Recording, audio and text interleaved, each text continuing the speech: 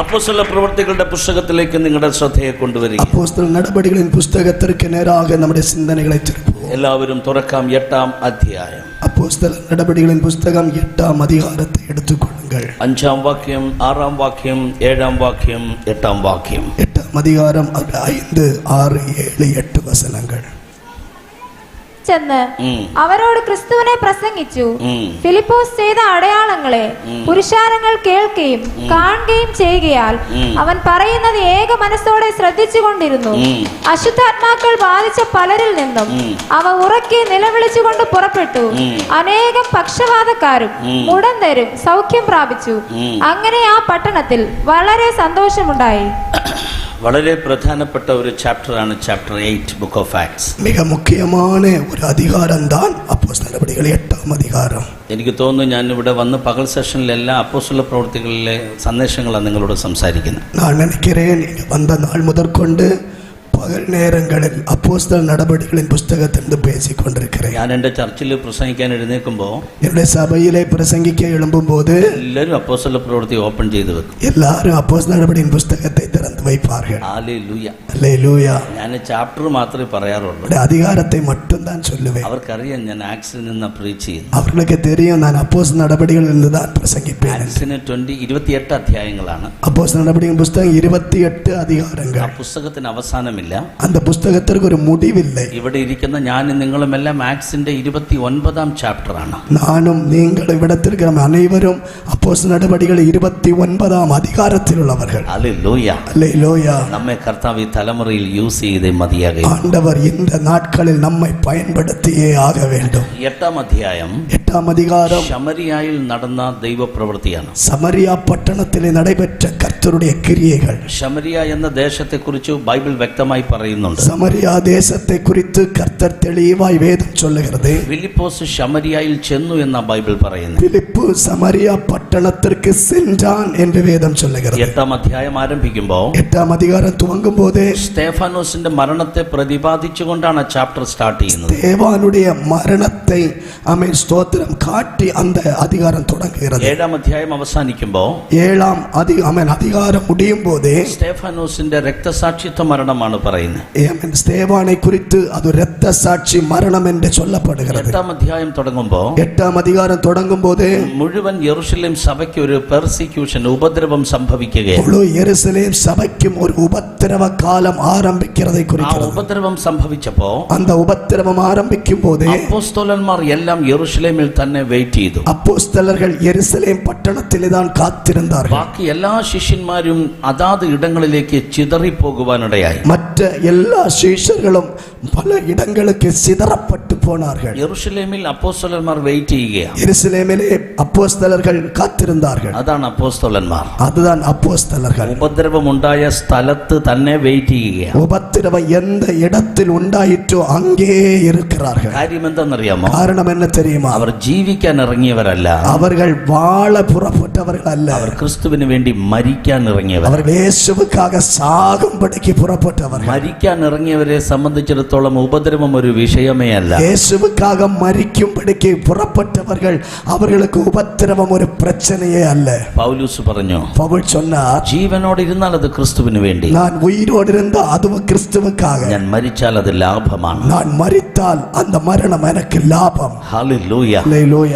അപ്പോസ്തലന്മാർ ഒഴികെ ബാക്കിയുള്ളവരെല്ലാം ചിതറിപ്പോകാൻ തുടങ്ങി. അപ്പോസ്തലர்கள் തവിർത്ത് മറ്റവர்கள் എല്ലാവരും ചിതറടിക്കപ്പെട്ടാர்கள். ബൈബിൾ പറയുന്നു, വേദം ചൊല്ലുகிறது, 3-ാമത്തെ വാക്യം വായിക്കുമ്പോൾ 3ാவது വചനം വാസിക്കുമ്പോഴേ ശൗല് സഭയെ തകർത്ത് മുന്നേറുകയാണ്. സൗൽ ആമേൻ സഭയെ തുൻപുറത്തി മുന്നോക്കി சென்று கொண்டிருக்கிறார். മലയാള ബൈബിളിൽ എഴുതിയിരിക്കുന്ന സഭയെ അവൻ മുടിച്ചെന്ന് എഴുതിയിരിക്കുന്നു. ആമേൻ. മലയാള തമിഴ് വേദത്തിൽ சொல்லப்பட்ட സഭയെ പാളാക്കി കൊണ്ടിരുந்தார். എന്ന് വെച്ചാൽ യെരുശലേം സഭ ഇല്ലാതെയാക്കി കളഞ്ഞു. യെരുശലേം സഭയെ ഇല്ലാമലാക്ക பண்ணிக்கொண்டிருந்தார். 4-ാം വാക്യം വായിക്കുമ്പോൾ 4ാவது വചനം ചൊല്ലുகிறது, ചിതറിപ്പോയവർ അവിടവിടങ്ങളിലായി സുവിശേഷം പ്രസംഗിച്ചുകൊണ്ട് നടക്കാൻ തുടങ്ങി. എങ്കും തിരിந்து അവர்கள் സുവിശേഷത്തെ പ്രസംഗിക്കാൻ ആരംഭിച്ചാர்கள். 8-ാം അധ്യായം 1-ാം വാക്യം വായിക്കുമ്പോൾ 8ാം അധികാരം 1ാം വചനം വാസിക്കുമ്പോൾ യഹൂദിയ ശമരിയ ദേശങ്ങളിൽ ചിതറിപ്പോയെന്നാ വായിക്കുന്നത്. യൂദയ സമരിയ പട്ടണങ്ങൾക്ക് നേരായി അവர்கள் சிதறடிக்கப்பட்டார்கள் என்று வாசிக்கிறோம். അപ്പോസ്തല പ്രവൃത്തി 1:8 വായിക്കുന്നു. அப்போஸ்தலர் 1:8 வாசிக்கும் போது യേശു പറയുക, இயேசு சொன்னார், പരിശുദ്ധാത്മാവ് നിങ്ങളുടെ മേൽ വരുമ്പോൾ, பரிசுத்த ஆவியானவர் உங்கள் மேல் வரும்போது നിങ്ങൾ ശക്തി நீங்கள் പ്രാപിച്ചിട്ട് பலனடைந்து നിങ്ങൾ യെരൂശലേം, യഹൂദിയ, ശമരിയ. எருசலேம், யூதேயா, சமரியா. ഓക്കേ, 1-ാം അധ്യായം 8-ാം വാക്യം 1-ാം அதிகாரம் 8-ാം വചനം അതുപോലെ ഫുൾഫിൽ ചെയ്യുന്നതാണ് 8-ാം അധ്യായം 1-ാം വാക്യം. ஆமென். அதே வாசனத்தை நிறைவேற்றுவதுதான் 8-ாம் அதிகாரம் 1-ാം വചനം. അപ്പോൾ 1-ന്റെ 8 = 8-ന്റെ 1. ஆமென். 8 ஆமென் ஸ்தோத்திரம். 1-ாம் அதிகாரம் 8-ாம் வசனம் ஆமென். ஆமென் சமம் 8-ாம் அதிகாரம் 1-ாம் வசனம். ഒരു പെർസിക്യൂഷൻ ഉണ്ടായപ്പോഴാണ് അവർ ചിതറിപ്പോകുന്നത്. ஒரு உபத்திரவம் வந்தபோதுதான் அவர்கள் சிதறடிக்கப்பட்டு போனார்கள். ഞാൻ ദൈവസന്നിധിയിലായിരിക്കുന്ന ദൈവമക്കളോട് പറയുക, கர்த்தருடைய சமூகத்தில் இருக்கிற கர்த்தருடைய பிள்ளைகளை பார்த்து சொல்லுகிறேன், ഉപദ്രവം ഉണ്ടായിട്ടല്ല നമ്മൾ ചിതറിപ്പോകേണ്ടത്. உபத்திரவம் வந்த பிறகு அல்ல நாம் சிதறி போக வேண்டியது. നിയോഗത്തോടു കൂടെ പോകണം. ஒரு பரிசுத்த ஆவியாருடைய நடத்துதலோடு நாம் கடந்து செல்ல வேண்டும். അല്ലാതെ നമ്മൾ പോയാ அல்லாமல் நாம் செல்வோம் என்றால் ചിലപ്പോൾ ഉപദ്രവങ്ങളെ കർത്താവ് അനുവദിച്ചെന്ന് വരാം. சில நேரங்களில் ஆண்டவரே நமக்கு சில உபத்திரவங்களை அனுமதிப்பார். ഒരിടത്ത് തന്നെ സഭ ഇരിക്കുന്നത് നല്ലതാണ്. ஒரு இடத்தில் சபை இருப்பது நல்லதுதான். എന്നാൽ യേശു പറയുന്നത് இயேசு சொன்னார், ഒരിടത്ത് തന്നെ ഇരുന്ന് തീരുവാനുള്ളതല്ല. ஒரு இடத்திலே இருந்து முடிய வேண்டியதல்ல. അറിയപ്പെടാത്ത സ്ഥലങ്ങളിലേക്ക് സഭ ചിതറിപ്പോയാൽ മതിയാകും. அறியப்படாத இடங்களுக்கு சபை சிதறடிக்கப்பட்டு கடந்து செல்ல வேண்டும். ചില പ്രശ്നങ്ങളൊക്കെ നമ്മുടെ നടുവിൽ ഉണ്ടാകുമ്പോ, சில பிரச்சனைகள் நம் நடுவில் வரும்போது അത് ദൈവികമായ ഒരു ചിഹ്നമാണ്, ഒരു സൈനാണ്, கர்த்தருடைய ஒரு அடையாளமாய் இருக்கிறது. ഇവിടെ ദൈവസഭയ്ക്കുണ്ടായ യുദ്ധം, இங்கே கர்த்தருடைய சபைக்கு வெளிப்பட்ட ஒரு யுத்தம், ആ പോരാട്ടം ഔട്ട്സൈഡ് ബാറ്റില്ല, പുറമേ നിന്നുള്ള പോരാട്ടമാണ്. அந்த உபத்திரவம் என்பது சபைக்கு வெளியே இருந்து வந்த போராட்டம். സഭയ്ക്ക് വെളിയിൽ നിന്ന് പോരാട്ടം വരുമ്പോ, சபையின் வெளியில் இருந்து உபத்திரவம் வரும்போது സഭ തളരുകയല്ല, സഭ വളരുകയാണ്. ஆமென். சபை தாழ்ந்து போகாது, சபை உயர்ந்து வரும். എന്നാൽ സഭയ്ക്ക് ഉള്ളിൽ നിന്ന് പോരാട്ടം വരുമ്പോ, ஆனா சபைக்கு உள்ளே இருந்து போராட்டம் வரும்போது സഭ വളരുകയല്ല, സഭ തളരുകയാണ്. சபை வளர முடியாது, அந்த சபை ஆமென் தகர்ந்து போகும். ദയവായി നിങ്ങൾ ശ്രദ്ധിക്കുക, தயவு கூர்ந்து கவனியுங்கள். ഉള്ളിൽ നിന്ന് പോരാട്ടം വരുമ്പോ, உள்ள ஆமென் சபைக்குள்ளிருந்து பிரச்சனை வரும்போது നമ്മുടെ മനസ്സ് തകർന്നു പോകയാ. நம்முடைய இருதயம் உடைக்கப்படும். പുറമേ നിന്ന് പോരാട്ടം വരുമ്പോ, ஆனா வெளியே இருந்து உபத்திரம் வரும்போது നമ്മുടെ ശരീരം മുറിവേൽക്കാൻ സാധ്യതയുണ്ട്, நம்முடைய சரீரம் சில நேரத்தில் கீறி போக வாய்ப்பு இருக்கும், രക്തം ഒഴുകാൻ സാധ്യതയുണ്ട്. ரத்தம் சிந்துவதற்கு வாய்ப்பு இருக்கும். ഓരോ തുള്ളി രക്തത്തിൽ നിന്നും ഓരോ സഭ എഴുന്നേറ്റുകൊണ്ടിരിക്കും. ஆனால் ஒவ்வொரு சொட்டு ரத்தத்திலிருந்தும் ஒவ்வொரு சபைகள் உடலெடுத்து வரும்.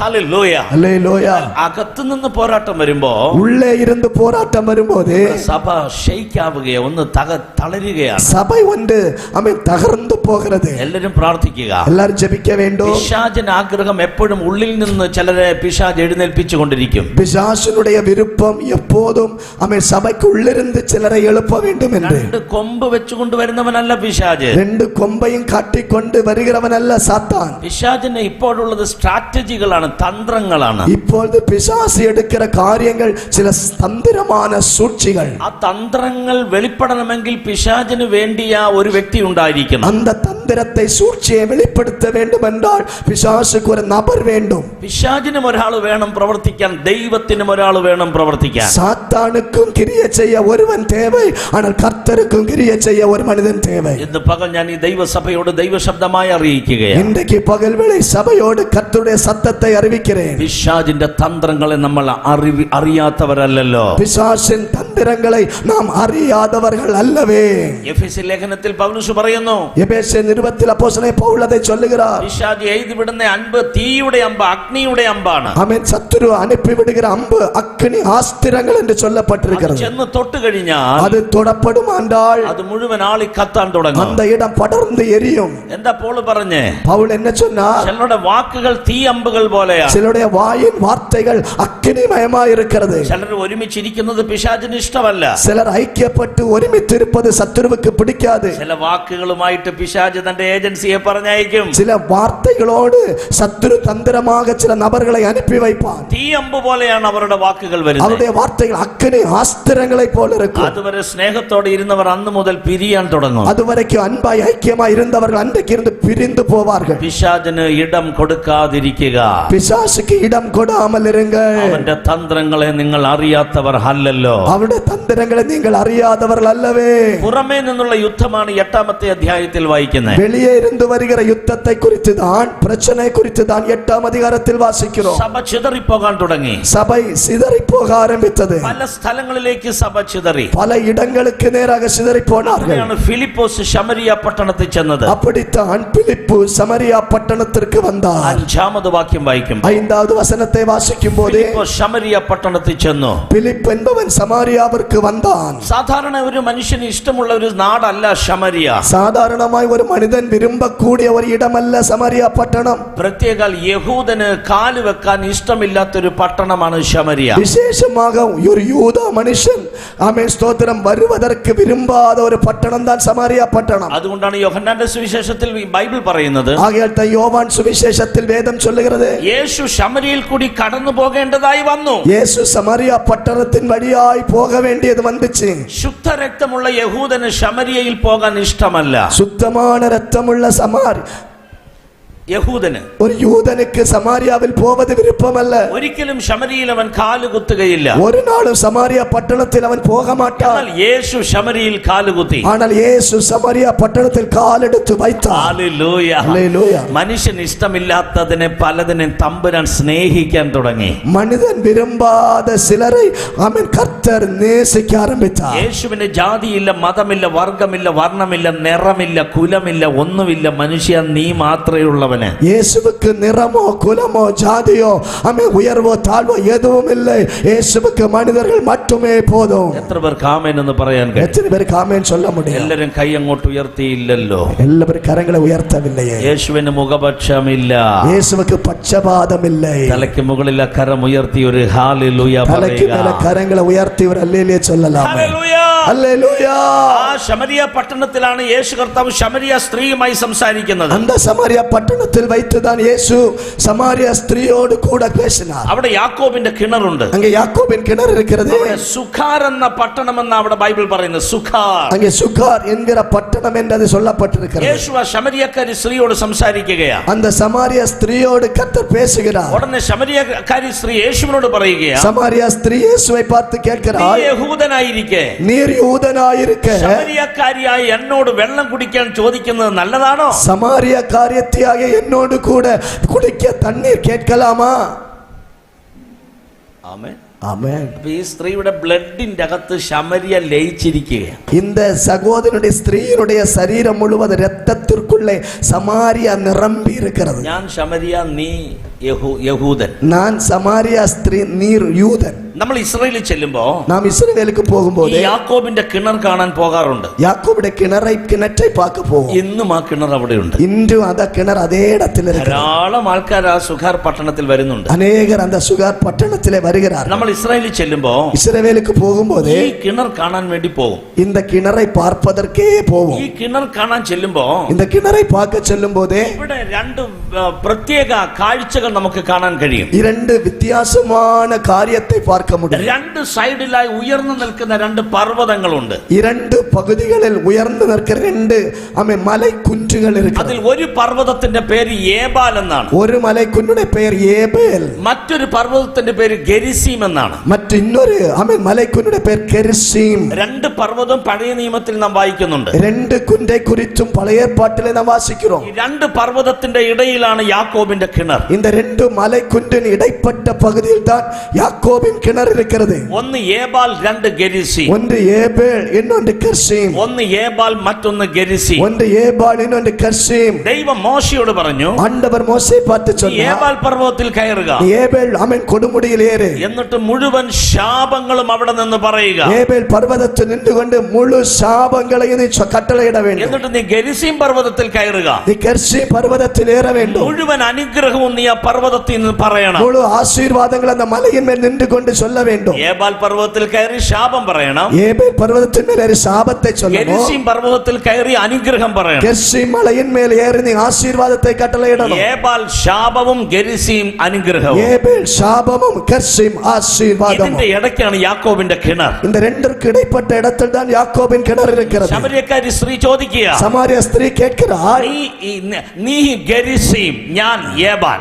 ആമേൻ, നീ കർശീം, ഞാൻ ഏബൽ. ഞാൻ എന്നും ശാപം ചുമക്കേണ്ടവൾ, நான் என்றும் சாபத்தை சுமக்க നീ എന്നും வேண்டியவன், അനുഗ്രഹം ചുമക്കേണ്ടവൻ. நீங்கள் என்றும் ஆசீர்வாதத்தை சுமக்க ഇതിന്റെ வேண்டியவன். ഇടയിൽ യേശു വന്ന് നിൽക്കുകയാ. இந்த ரெண்டிற்கு இடைப்பட்ட இடத்தில் இயேசு நிற்கிறார். ഇന്ന് പകൽ ഞാൻ ഈ ദൂത് പറഞ്ഞുകൊണ്ടിരിക്കുമ്പോ இன்றைக்கு பகல் விளைந்த தீர்க்க தரிசனத்தை சொல்லும் போது പല വീടുകളിലും ഏബാലിന്റെ ശക്തി ഉയർന്നു നിൽക്കുകയാ. பல வீடுகளுக்குள்ளே சாபமான ஏபாலின் வல்லமை உயர்ந்து நிற்கிறது. ഒരു പരിധി വിട്ട് ആരും ഉയരുന്നില്ല. ஒரு எல்கையை விட்டு உயர்வடைய முடியவில்லை. പരിധി വിട്ടൊരു മിനിസ്ട്രി ഇല്ല. ஒரு எல்கை விட்டு ஊழியம் இல்லை. കർത്താവിന്റെ വേലയ്ക്ക് ഇറങ്ങിയിട്ട് കുറെ വർഷങ്ങളായി. ஆண்டுடைய ஊழியத்திற்காக புறப்பட்டு அநேக ஆண்டுகளாயிற்று. എപ്പോഴും ഒരേ ലെവലിൽ തന്നെ മൂവ് ചെയ്യുകയാണ്. ஒரே விதத்தில் நடந்து கொண்டிருக்கிறது. എവിടെയോ ഒരു ഏബാൽ തടഞ്ഞു നിൽക്കുകയാണ്. எங்கேயோ ஒரு ஏபால் தடை செய்து கொண்டிருக்கிறது. പകലത്തെ ഈ സന്ദേശം നിങ്ങളുടെ കാതിലെത്തുമ്പോൾ இன்றைக்கு பகல் இந்த வார்த்தை உங்களுக்குள் வெளிப்படும் போது സകല ദൈവമക്കളും നടന്ന ആത്മാവിൽ ഗെരിസീം പർവ്വതത്തിന്റെ മുകളിലേക്ക് കയറണം. இன்றைக்கு பகல் வேளை அத்தனை தெய்வ பிள்ளைகளும் அவன் நடந்து கர்ஷீம் பர்வதத்திற்கு நேராய் கடந்து வர வேண்டும். ഏബാല് തൊടേണ്ട ഒരാളല്ല ഞാനും നിങ്ങളും. ஏபாலை தொட்டு நிற்க வேண்டியவர்கள் அல்ல நானும் நீங்களும். ഗെരിസീമിൽ കയറി അനുഗ്രഹം പറയുന്നവരാകണം. கர்ஷீம் மலையிலே ஏறி ஆசீர்வாதத்தை சுதந்தரிக்க வேண்டியவர்கள். ഹല്ലേലൂയ പറയാൻ எத்தனை കഴിയും? பேர் அல்லேலூயா சொல்ல முடியும்? എല്ലാ കരം ഉയർന്നില്ല. കരങ്ങളെ ഉയർത്തിപ്പിടിച്ച് ഗെരിസീം പർവ്വതത്തിന്റെ മുകളിൽ നിന്ന് അനുഗ്രഹം പറയാൻ കരുത്തുള്ള ദൈവമക്കൾ എന്നോട് ചേർന്ന് കരങ്ങൾ ഉയർത്തിപ്പിടിച്ചൊരു ഹാമേൻ പറഞ്ഞാട്ടെ. கர்ஷீம் பர்வதத்திலே ஏறி ஆசீர்வாதத்தை அறிக்கையிட விசுவாசிக்கிறவர்கள் கரங்களை உயர்த்தி ஆமென் சொல்லுங்க பார்க்கலாம். ഹല്ലേലൂയ. ഹല്ലേലൂയ. കാൽവറിയിൽ യേശു നമ്മുടെ ശാപങ്ങളെ വഹിപ്പാനിടയായി തീർന്നു. கல்வாரி சிலுவையில் இயேசு நம்முடைய சாபங்களை சுமந்து தீர்த்தார். ശമരിയക്കാരി സ്ത്രീ യേശു കർത്താവ് അവളോട് സംസാരിക്കുകയാണ്. சமாரியா ஸ்திரீயோடு கூட இயேசு பேசுகிறார். അവിടെ രക്തത്തിൽ കലർന്ന ശമരിയയുടെ ശാപങ്ങളെ യേശു ക്യാൻസൽ ചെയ്തു. ரத்தத்திற்குள்ளே கலந்துவிட்ட சமாரியா ஸ்திரீயின் சாபங்களை கர்த்தர் உடைக்கிறார். അവളെ പറഞ്ഞ ഞാൻ മശിഹയെ കണ്ടിരിക്കുന്നു. ஆமென். அவள் தான் சொன்ன நான் மேசியாவை கண்டேன். ഹല്ലേലൂയ. அல்லேலூயா. ഹല്ലേലൂയ. அல்லேலூயா. ഇതേ ശമരിയായിൽ இதே சமாரியாவிலே ഫിലിപ്പോസ് കടന്നു ചെല്ലുകയാണ്. பிலிப்பு என்பவன் சொல்லுகிறார். ഫിലിപ്പോസ് അവിടെ ചെന്നിട്ട് பிலிப்பு அங்கே போய் ക്രിസ്തുവിന്റെ പുനരുത്ഥാനത്തിന് സാക്ഷ്യം വഹിച്ചെന്നാണ് 5-ാം വാക്യത്തിൽ വായിക്കുന്നത്. 5ஆம் வசனம் சொல்லுகிறது இயேசு கிறிஸ்துவின் உயிர்த்தெழுதலுக்கு அவன் சாட்சி சொன்னார். ക്രിസ്തുവിനെ പ്രസംഗിച്ചു. இயேசு கிறிஸ்துவை பிரசங்கித்தார். എവിടെ ക്രിസ്തുവിനെ പ്രസംഗിക്കുമോ எங்கே கிறிஸ்துவை பிரசங்கிக்கப்படுகிறாரோ അവിടെ ഒരു എളുപ്പുതൽ ഉണ്ടായിരിക്കും. அங்கே ஒரு எழுப்புதல் உண்டாகும். ആമേൻ. ஆமென். ഞാൻ എന്റെ കോവർക്കേഴ്സ്, എന്റെ കൂടെയുള്ള വേലക്കാരോട് പറയാറുണ്ട്, என்னோடு கூட வேலை செய்கிற ஊழியம் செய்கிறவர்களை பார்த்து நான் சொல்வதுண்டு, പല ഭാഷയിലെ വേലക്കാർ എന്റെ കൂടെ വേല ചെയ്യുന്നു. பல மொழிகளை பேசக்கூடிய ஊழியக்காரர்கள் அவன் பாஸ்டரோட ஊழியத்தில் ഞാൻ இருக்கிறார்கள். അവരോട് പറയും, அவர்களை பார்த்து நான் നിങ്ങളുടെ சொல்றேன், പ്രസംഗ വിഷയം കേൾക്കുമ്പോഴേ അറിയാം നിങ്ങളുടെ മേൽ എന്തോ ഒരു അഭിഷേകം ഉണ്ടെന്ന്. உங்களுடைய பிரசங்கத்தினுடைய சப்ஜெக்ட் செய்தியை கேட்கும் போது தெரியும் உங்களுக்குள்ள என்ன விசேஷித்த தன்மை இருக்கிறது என்பது. ഹല്ലേലൂയ. அல்லேலூயா. പൗലോസ് പറഞ്ഞു, பவுல் சொன்னார், ഞങ്ങളോ ക്രൂശിക്കപ്പെട്ട ക്രിസ്തുവിനെ പ്രസംഗിക്കുന്നു. நாங்களோ சிலுவையில் அறையப்பட்ட இயேசுவை பிரசங்கிக்கிறோம். ഇവിടെ ശമരിയായിൽ പോയി ഫിലിപ്പോസ് പ്രസംഗിച്ചത് ക്രിസ്തുവിനെയാണ്. சமாரியாவில் போய் ஆமென் பிலிப்பு பிரசங்கித்ததும் அதே கிறிஸ்துவை. ഹല്ലേലൂയ. அல்லேலூயா. ദാവീദ് ഗോലിയാത്തിനെ കല്ലെറിഞ്ഞു കൊന്നത് പ്രസംഗിക്കാൻ എനിക്ക് ഇഷ്ടമാണ്. தாவீது கோலியாத்தை കற்களை எறிந்து கொன்று போட்டதை பிரசங்கிக்க எனக்கு விருப்பம் தான். ധാരാളം പ്രസംഗിച്ചിട്ടുണ്ട്, ഇപ്പോഴും പ്രസംഗിക്കാറ്. நிறைய பிரசங்கித்திருக்கிறேன், இப்பொழுதும் அதை பிரசங்கிப்பேன். ഫസ്റ്റ് ശമൂവേൽ ചാപ്റ്റർ 17. ஆமென். 1 சாமுவேல் புஸ்தகம் 17ஆம் அதிகாரம். ദാവീദ് ഗോലിയാത്തിനെ എറിഞ്ഞു കൊന്നു. தாவீதை ஆமென் ஸ்தோத்திர கோலியாத்தை கல்லால் எறிந்து வீழ்த்தினார். അത് കേട്ട് നമുക്ക് ഇപ്പൊ ആരെങ്കിലും എറിഞ്ഞു കൊല്ലാൻ പറ്റുമോ? அதை கேட்டு நமக்கு இப்பொழுது யாரையாகிலும் கல் வச்சு எறிஞ்சு கொல்ல முடியுமா? ഹല്ലേലൂയ. அல்லேலூயா. എനിക്ക് ഭയങ്കര സന്തോഷമാണ് ചാപ്റ്റർ 17 പ്രീച്ച് ചെയ്യാൻ. 1 சாமுவேல் 17ஆம் அதிகாரம் பிரசங்கம் பண்ண எனக்கு ரொம்ப சந்தோஷம். ഭയങ്കര സന്തോഷം. ரொம்ப சந்தோஷம். 1 ശമൂവേൽ 17 പ്രീച്ച് ചെയ്യാൻ തുടങ്ങിയാലും ഞാൻ ആക്സ് വഴിയെ പോകുള്ളന്നേ ഉള്ളൂ. 1 சாமுவேல் 17ஆம் அதிகாரத்தை நான் பிரசங்கித்தாலும் அப்போஸ்தலர் நடபடிகளின் வழியாகத்தான் நான் வருவேன். ഹല്ലേലൂയ. அல்லேலூயா. കാരണം പുതിയ നിയമത്തിന്റെ കണ്ണാടി വെച്ചുകൊണ്ട് പഴയ നിയമം വായിച്ചാൽ തന്നെ ഒരു വെളിപ്പാടാണ്. அவன் புதிய ஏற்பாட்டினுடைய கண் கண்ணாடியை வைத்துக்கொண்டு வாசித்தால் பழைய ஏற்பாட்டை வாசித்தால் அதில் வெளிப்பாடு இருக்கிறது. ഹല്ലേലൂയ. அல்லேலூயா. എനിക്ക് ഈ പാസ്റ്ററോട് ഒരു ചെറിയ വിഷമം ഉണ്ടെന്ന് വിചാരിക്കുക. ஆமே, எனக்கு அன்பு அந்த பாஸ்டரோட கூட சில மனக்கசப்பு இருக்குன்னு நினைச்சு ഞങ്ങൾ ഭയങ്കര വഴക്കാണ്. நாங்க ரொம்ப பேச மாட்டோம். சண்டை. ഹല്ലേലൂയ. ചണ്ട. சண்டை. അപ്പോഴാണ് ദാവീദ് ഗോലിയാത്തിനെ കൊന്ന കാര്യം പ്രീച്ച് ചെയ്യുന്നത്. அப்போதுதான் தாவீது கோலியாத்தை கொன்ற விஷயத்தை நான் பிரசங்கிக்கிறேன். എന്റെ മനസ്സിരിക്കുന്ന എന്നാന്നറിയോ? என்னுடைய இருதயத்தில் இருப்பது என்ன தெரியுமா? എന്റെ ഗോലിയാത്തായി നിൽക്കണേ. என்னுடைய கோலியாத்து தான் பக்கத்தில் நிற்கிறார். ഹല്ലേലൂയ. ഹല്ലേലൂയ. നമുക്ക് പോരാട്ടമുള്ളത് ജഡരക്തങ്ങളോടല്ല. നമ്മുടെ പോരാട്ടം മാംസത്തോടും രക്തത്തോടും അല്ല. Yes or no? அப்படித்தானே. ഞാൻ ആ ചാപ്റ്റർ പ്രീച്ച് ചെയ്യുമ്പോ, அந்த அதிகாரத்தை நான் பிரசங்கிக்கும்போது, ഞാൻ എന്റെ ചർച്ചിൽ പറയും, എന്റെ സഭയിൽ சொல்லுவேன், ദാവീദ് 5 കല്ലെടുത്തു. தாவீது 5 കല്ല് എടുത്തു. പുതിയ നിയമത്തിൽ 5 വിധ ശുശ്രൂഷകളുണ്ട്. புதிய ஏற்பாட்டில் 5 விதமான ஊழியங்கள் இருக்கிறது. 5-fold ministries. ஆமென். 5 விதமான ஊழியம். apostolic ministry, அப்போஸ்தல ஊழியம், prophetic ministry, தீர்க்கதரிசன ஊழியம், evangelistന്റെ ministry, ஆமென், சுவிசேஷ ஊழியம், teaching ministry, ஆமென், போதனை ஊழியம், pastoral ministry. ஆமென், போதகர் ஊழியம். എന്തിനാ 5 കല്ല് തന്നേ? ஆமென். എதற்காக இந்த 5 കല്ലുകൾ കൊടുത്താ? ശത്രു മിനിമം, നിന്റെ ശത്രു ഇന്ത്യൻ ഗോലിയത്താണ്. ஆமென். சாதாரணமாக உன்னுடைய எதிராளி இந்தியாவிலுள்ள கோலியாத். ഹല്ലേലൂയ. ഹല്ലേലൂയ. ആ ശക്തിയെ തകർക്കാനാണ് 5 വിധ ശുശ്രൂഷ ദൈവം നിനക്ക് തന്നിരിക്കുന്നത്. இந்தியாவின் கோலியாத்துகளை தகர்ப்பதற்காகத்தான் ஆண்டவர் 5 விதமான ஊழியங்களை கர்த்தர் கொடுத்திருக்கிறார். ചേർന്ന് പറഞ്ഞേ ആമേൻ. சேர்ந்து சொல்லுங்கள் ஆமென். ഞാൻ കേരളത്തിൽ വിവാഹ ശുശ്രൂഷകൾ ആശീർവദിക്കാറുണ്ട്. ஆமென்.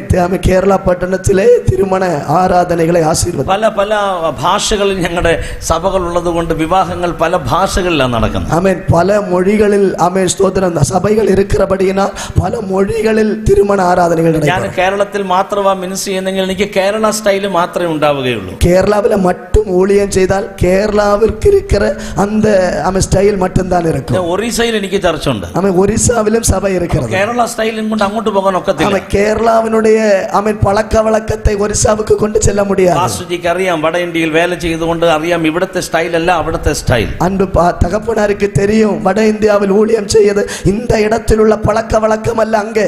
അപ്പൊ ഞാൻ വിവാഹം ആശീർവദിക്കുമ്പോ, ഒരു തിരുമണത്തെ ആശീർവദിക്കും പോത് നമ്മൾ ചെയ്തു വന്നത് കണ്ട ഒത്തിരി ശീലങ്ങൾ നമുക്കുണ്ട്. നാം കണ്ട് പഠിച്ചു വന്ന ഒരേ അനേക പഴക്ക വഴക്കങ്ങളുണ്ട്. എങ്ങനെയാണ് ആ പുരുഷനെ കൈവച്ച് യാക്കോബിനെ പോലെ ഞാൻ നിന്നെ ആശീർവദിക്കുന്നെന്ന് പറയാൻ പറ്റണേ? அந்த சகோதரனை பார்த்து மணமகனை பார்த்து எப்படி யாக்கோபை போல உன்னை ஆசீர்வதிப்பேன்னு சொல்ல முடியும்? യാക്കോബിന് 4 ഭാര്യയാണ്. யாக்கோபுக்கு 4 മனைவி. റാഹേൽ, ലേയ, ബിൽഹ, സിൽപ.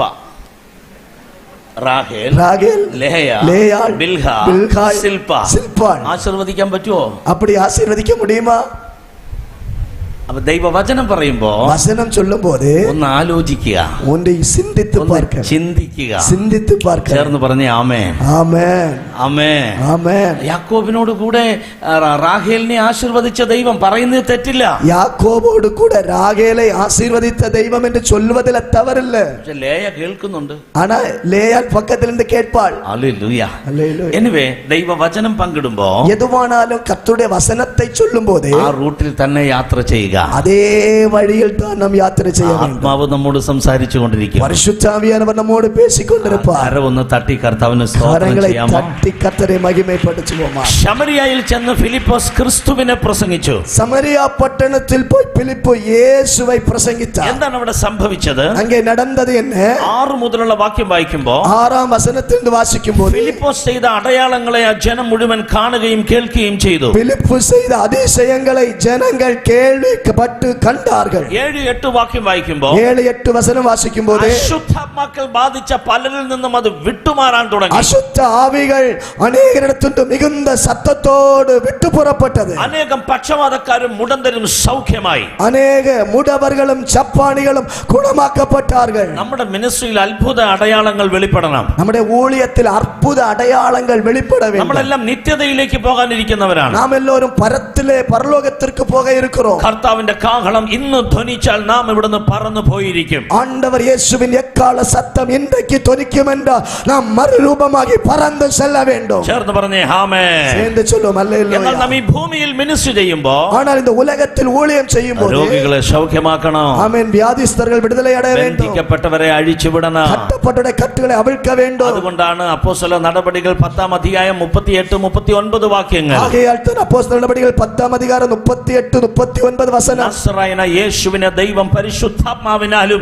ശക്തിയാലും അഭിഷേകം ചെയ്തു. നസ്രനാകിയ യേശു ക്രിസ്തുവை പിതാവാകിയ ദേവൻ പരിശുദ്ധ ആവിயினாலும் വല്ലമയിனாலும் അഭിഷേകം பண்ணினார். അവൻ നന്മ ചെയ്തു. அவர் நன்மை செய்கிறவராய், ഭൂതങ്ങൾ ബാധിച്ചവരെ പുറത്താക്കി, പിശാചിൻ പിടിയിൽ இருந்தவர்களை വിടുവിக்கிறவராய், വ്യക്തികളെ വിടുവിച്ചു. വിടുവിக்கிறவராய். എന്തിനാ ദൈവം അഭിഷേകം തന്നെ? എதற்காய் അഭിഷേകം തந்தார்? രോഗികളെ സൗഖ്യമാക്കാൻ, വ്യാധികളെ ഗുണമാക്കാൻ, അശുദ്ധാത്മാക്കളെ പുറത്താക്കാൻ. അശുദ്ധ ആവികളെ തുരത്ത ഞാൻ സഭയോട് പറയുന്നു, സഭയെ பார்த்து சொல்லுகிறேன், അശുദ്ധാത്മാവ് ഉള്ളത് കൊണ്ടാണ് നിനക്ക് പരിശുദ്ധാത്മാവിനെ തന്നെ. അശുദ്ധ ആവി ഉലകത്തിൽ இருக்கிறதுனால தான் கர்த்தர் பரிசுத்த ஆவி உனக்கு தந்தார். രോഗമുള്ളത് കൊണ്ടാ യേശു അടിപ്പിണറേറ്റത്. വ്യാധി உனக்கு வரும் என்பதனால் தான் கர்த்தர் தம்முடைய தழும்புகளை ஏற்றார். ഹല്ലേലൂയ. ഹല്ലേലൂയ. ആഭിചാരത്തിന്റെ പവർ ഉള്ളത് കൊണ്ടാ ദൈവം നിനക്ക് അഭിഷേകം തന്നെ. பில்லி சூனியத்திற்கு வல்லமை உண்டு என்பதால் தான் கர்த்தர் உனக்கு அபிஷேகத்தை கொடுத்தார். Yes or no? அப்படித்தானே? ഭൂതത്തെ വെച്ചോണ്ട് ബൈബിൾ ക്ലാസ് നടത്താനല്ല ദൈവം നമ്മെ അഭിഷേകം ചെയ്തേ. പിശാചை ഉட்கார வச்சு பைபிள் ஸ்டடி எடுப்பதற்கல்ல கர்த்தர் அபிஷேகம் தந்தார். വെളിപ്പാട് പുസ്തകവും ദാനിയേൽ പ്രവചനവും ചേർത്ത് വെച്ച് ഭൂതം ബാധിച്ചവനെ പഠിപ്പിക്കാനല്ല ദൈവം എന്നെ അഭിഷേകം ചെയ്തേ. தானியேல் வெளிப்பாடு புஸ்தகத்தை அவன் கூட்டி சேர்த்து வைத்து பிசாசு பிடித்தவனுக்கு அவன் கிளாஸ் எடுக்கல கர்த்தர் உன்னை அபிஷேகித்தது. ഭൂതങ്ങളെ പുറത്താക്കുക, பிசாசுகளை துரத்துங்க, ഭൂതങ്ങളെ പുറത്താക്കുക. பிசாசுகளை துரத்துங்க. എന്നോട് ചേർന്ന് കരം ഉയർത്തി പറ, പിശാചുക്കളെ തുരത്തുക. என்னோட கரம் உயர்த்தி சொல்லுங்கள், பிசாசுகளை துரத்துங்க. ചിലരുടെ മേലുള്ള അഭിഷേകത്തെ പരിശുദ്ധാത്മാവ് എഴുന്നേൽപ്പിക്കാൻ പോകുകയാ. சிலருக்குள் இருக்கிற பரிசுத்த ஆவியின் அபிஷேகத்தை கர்த்தர் தட்டி எழுப்ப போகிறார். സങ്കീർത്തനം 23:5 சங்கீதம் 23:5 ദാവീദ് പാടുകയാ. தாவீது അവൻ பாடுகிறார், എന്റെ തലയെ എണ്ണ കൊണ്ട് അഭിഷേകം ചെയ്തു. அவர் என் தலையை எண்ணெயினால் அபிஷேகித்து. യോഹന്നാന്റെ ലേഖനത്തിൽ ബൈബിൾ പറയുന്നു, யோவான் நிருபத்தில் வேதம் சொல்லுகிறது, അവനാൽ പ്രാപിച്ച അഭിഷേകം നിങ്ങളിൽ വസിക്കുന്നു. அவரால் பெற்றுக்கொண்ட அபிஷேகம் உங்களுக்குள் இருக்கிறது. നിങ്ങളോ പരിശുദ്ധനാൽ അഭിഷേകം പ്രാപിച്ച് സകലതും അറിയുന്നു. நீங்கள் அந்த அபிஷேகத்தினால் சகலதையும் அறிந்து கொள்கிறீர்கள். പുതിയ നിയമസഭ புதிய ஏற்பாட்டு சபை അഭിഷേകത്താൽ നിറയേണ്ട സഭയാണ്. ஆவியின் அபிஷேகத்தினால் நிறையப்பட வேண்டிய சபை. ചർച്ചിന്റെ ഇൻസൈഡിൽ മാത്രമല്ല, சபைக்குள்ளாக மட்டுமல்ல, ആരാധനയിൽ മാത്രമല്ല, ஆராதனையில் மட்டுமல்ல, മിനിസ്ട്രിയിൽ മാത്രമല്ല, ஊழியத்தில் மட்டுமல்ல. അഭിഷേകം നിന്നോട് സംസാരിക്കുന്ന അഭിഷേകമാണ്. அபிஷேகம் உன்னோடு பேசுகிற அபிஷேகம். ഞാൻ എന്റെ ചർച്ചിൽ പഠിപ്പിക്കാറുണ്ട്, என்னுடைய சபையில் போதிப்பேன். പ്രശ്നങ്ങൾ ഉണ്ടാകുമ്പോ பிரச்சனைகள் வரும்போது നീ അല്ല റിയാക്ട് ചെയ്യണ്ടേ, நீ அல்ல அவன் வெளிப்பட നീ வேண்டியது, അല്ല മറുപടി പറയണ്ടേ, நீ அல்ல பதில் சொல்ல നിന്റെ வேண்டியது. അഭിഷേകം മറുപടി പറയാ. உனக்குள் இருக்கிற அபிஷேகம் பதில் செய்யும். ഹല്ലേലൂയ. ഹല്ലേലൂയ. ഒരു പ്രോബ്ലം വരുമ്പോ ஒரு பிரச்சனை வரும்போது നീ അല്ല ആൻസർ ചെയ്യണ്ടേ, நீ அல்ல பிரதிபலிக்க നീ வேண்டியது. ആൻസർ ചെയ്താൽ நீ பிரதிபலித்தால் ഒരു ഗ്രൂപ്പിന് ഹാപ്പി ആകും, വേറൊരു ഗ്രൂപ്പിന് ഹാപ്പി ஒரு ആവുകയില്ല. பகுதிக்கு சந்தோஷம் வரும், இன்னொரு கூட்டத்திற்கு மனவேதனை உண்டாகும். പക്ഷെ നിന്റെ അഭിഷേകം ആൻസർ ചെയ്താൽ ஆனா உனக்குள் இருக்கிற பரிசுத்த ஆவியானவர் பிரதிபலிக்க ஆரம்பிக்கும் போது പ്രോബ്ലത്തിന് സൊല്യൂഷൻ വരികയാ. அந்த பிரச்சனைக்கு ஒரு மறுபதில் உண்டாகிறது. നിങ്ങളിൽ ചിലരെ നോക്കി പ്രവചിക്കുകയാ. உங்களில் சிலரை பார்த்து தீர்க்க தரிசனம் നിങ്ങളുടെ சொல்லுகிறது. അഭിഷേകം സംസാരിക്കാൻ പോകുകയാ. உங்களுடைய அபிஷேகம் உங்களோடு பேச போகிறது. നിങ്ങളുടെ അഭിഷേകം സംസാരിക്കാൻ പോകുകയാ. உங்களுடைய அபிஷேகம் உங்களோடு பேச போகிறது. കരങ്ങൾ തട്ടി കർത്താവിന് സ്തോത്രം ചെയ്യാമോ? கரங்களை தட்டி கர்த்தரை നിന്റെ மகிமைப்படுத்துவோம். അഭിഷേകം സംസാരിക്കുന്ന അഭിഷേകമാ. உன்னுடைய அபிஷேகம் பேசுகிற அபிஷேகம். ഹല്ലേലൂയ. ஹalleluya. സമരിയ പട്ടണം മുഴുവൻ ഇളകാൻ തുടങ്ങി. சமாரியா பட்டணம் முழுவதும் சந்தோஷத்தால் நிரம்பிற்று. ജനമെല്ലാം ഫിലിപ്പോസിന്റെ അടുക്കിലേക്ക് വന്നു.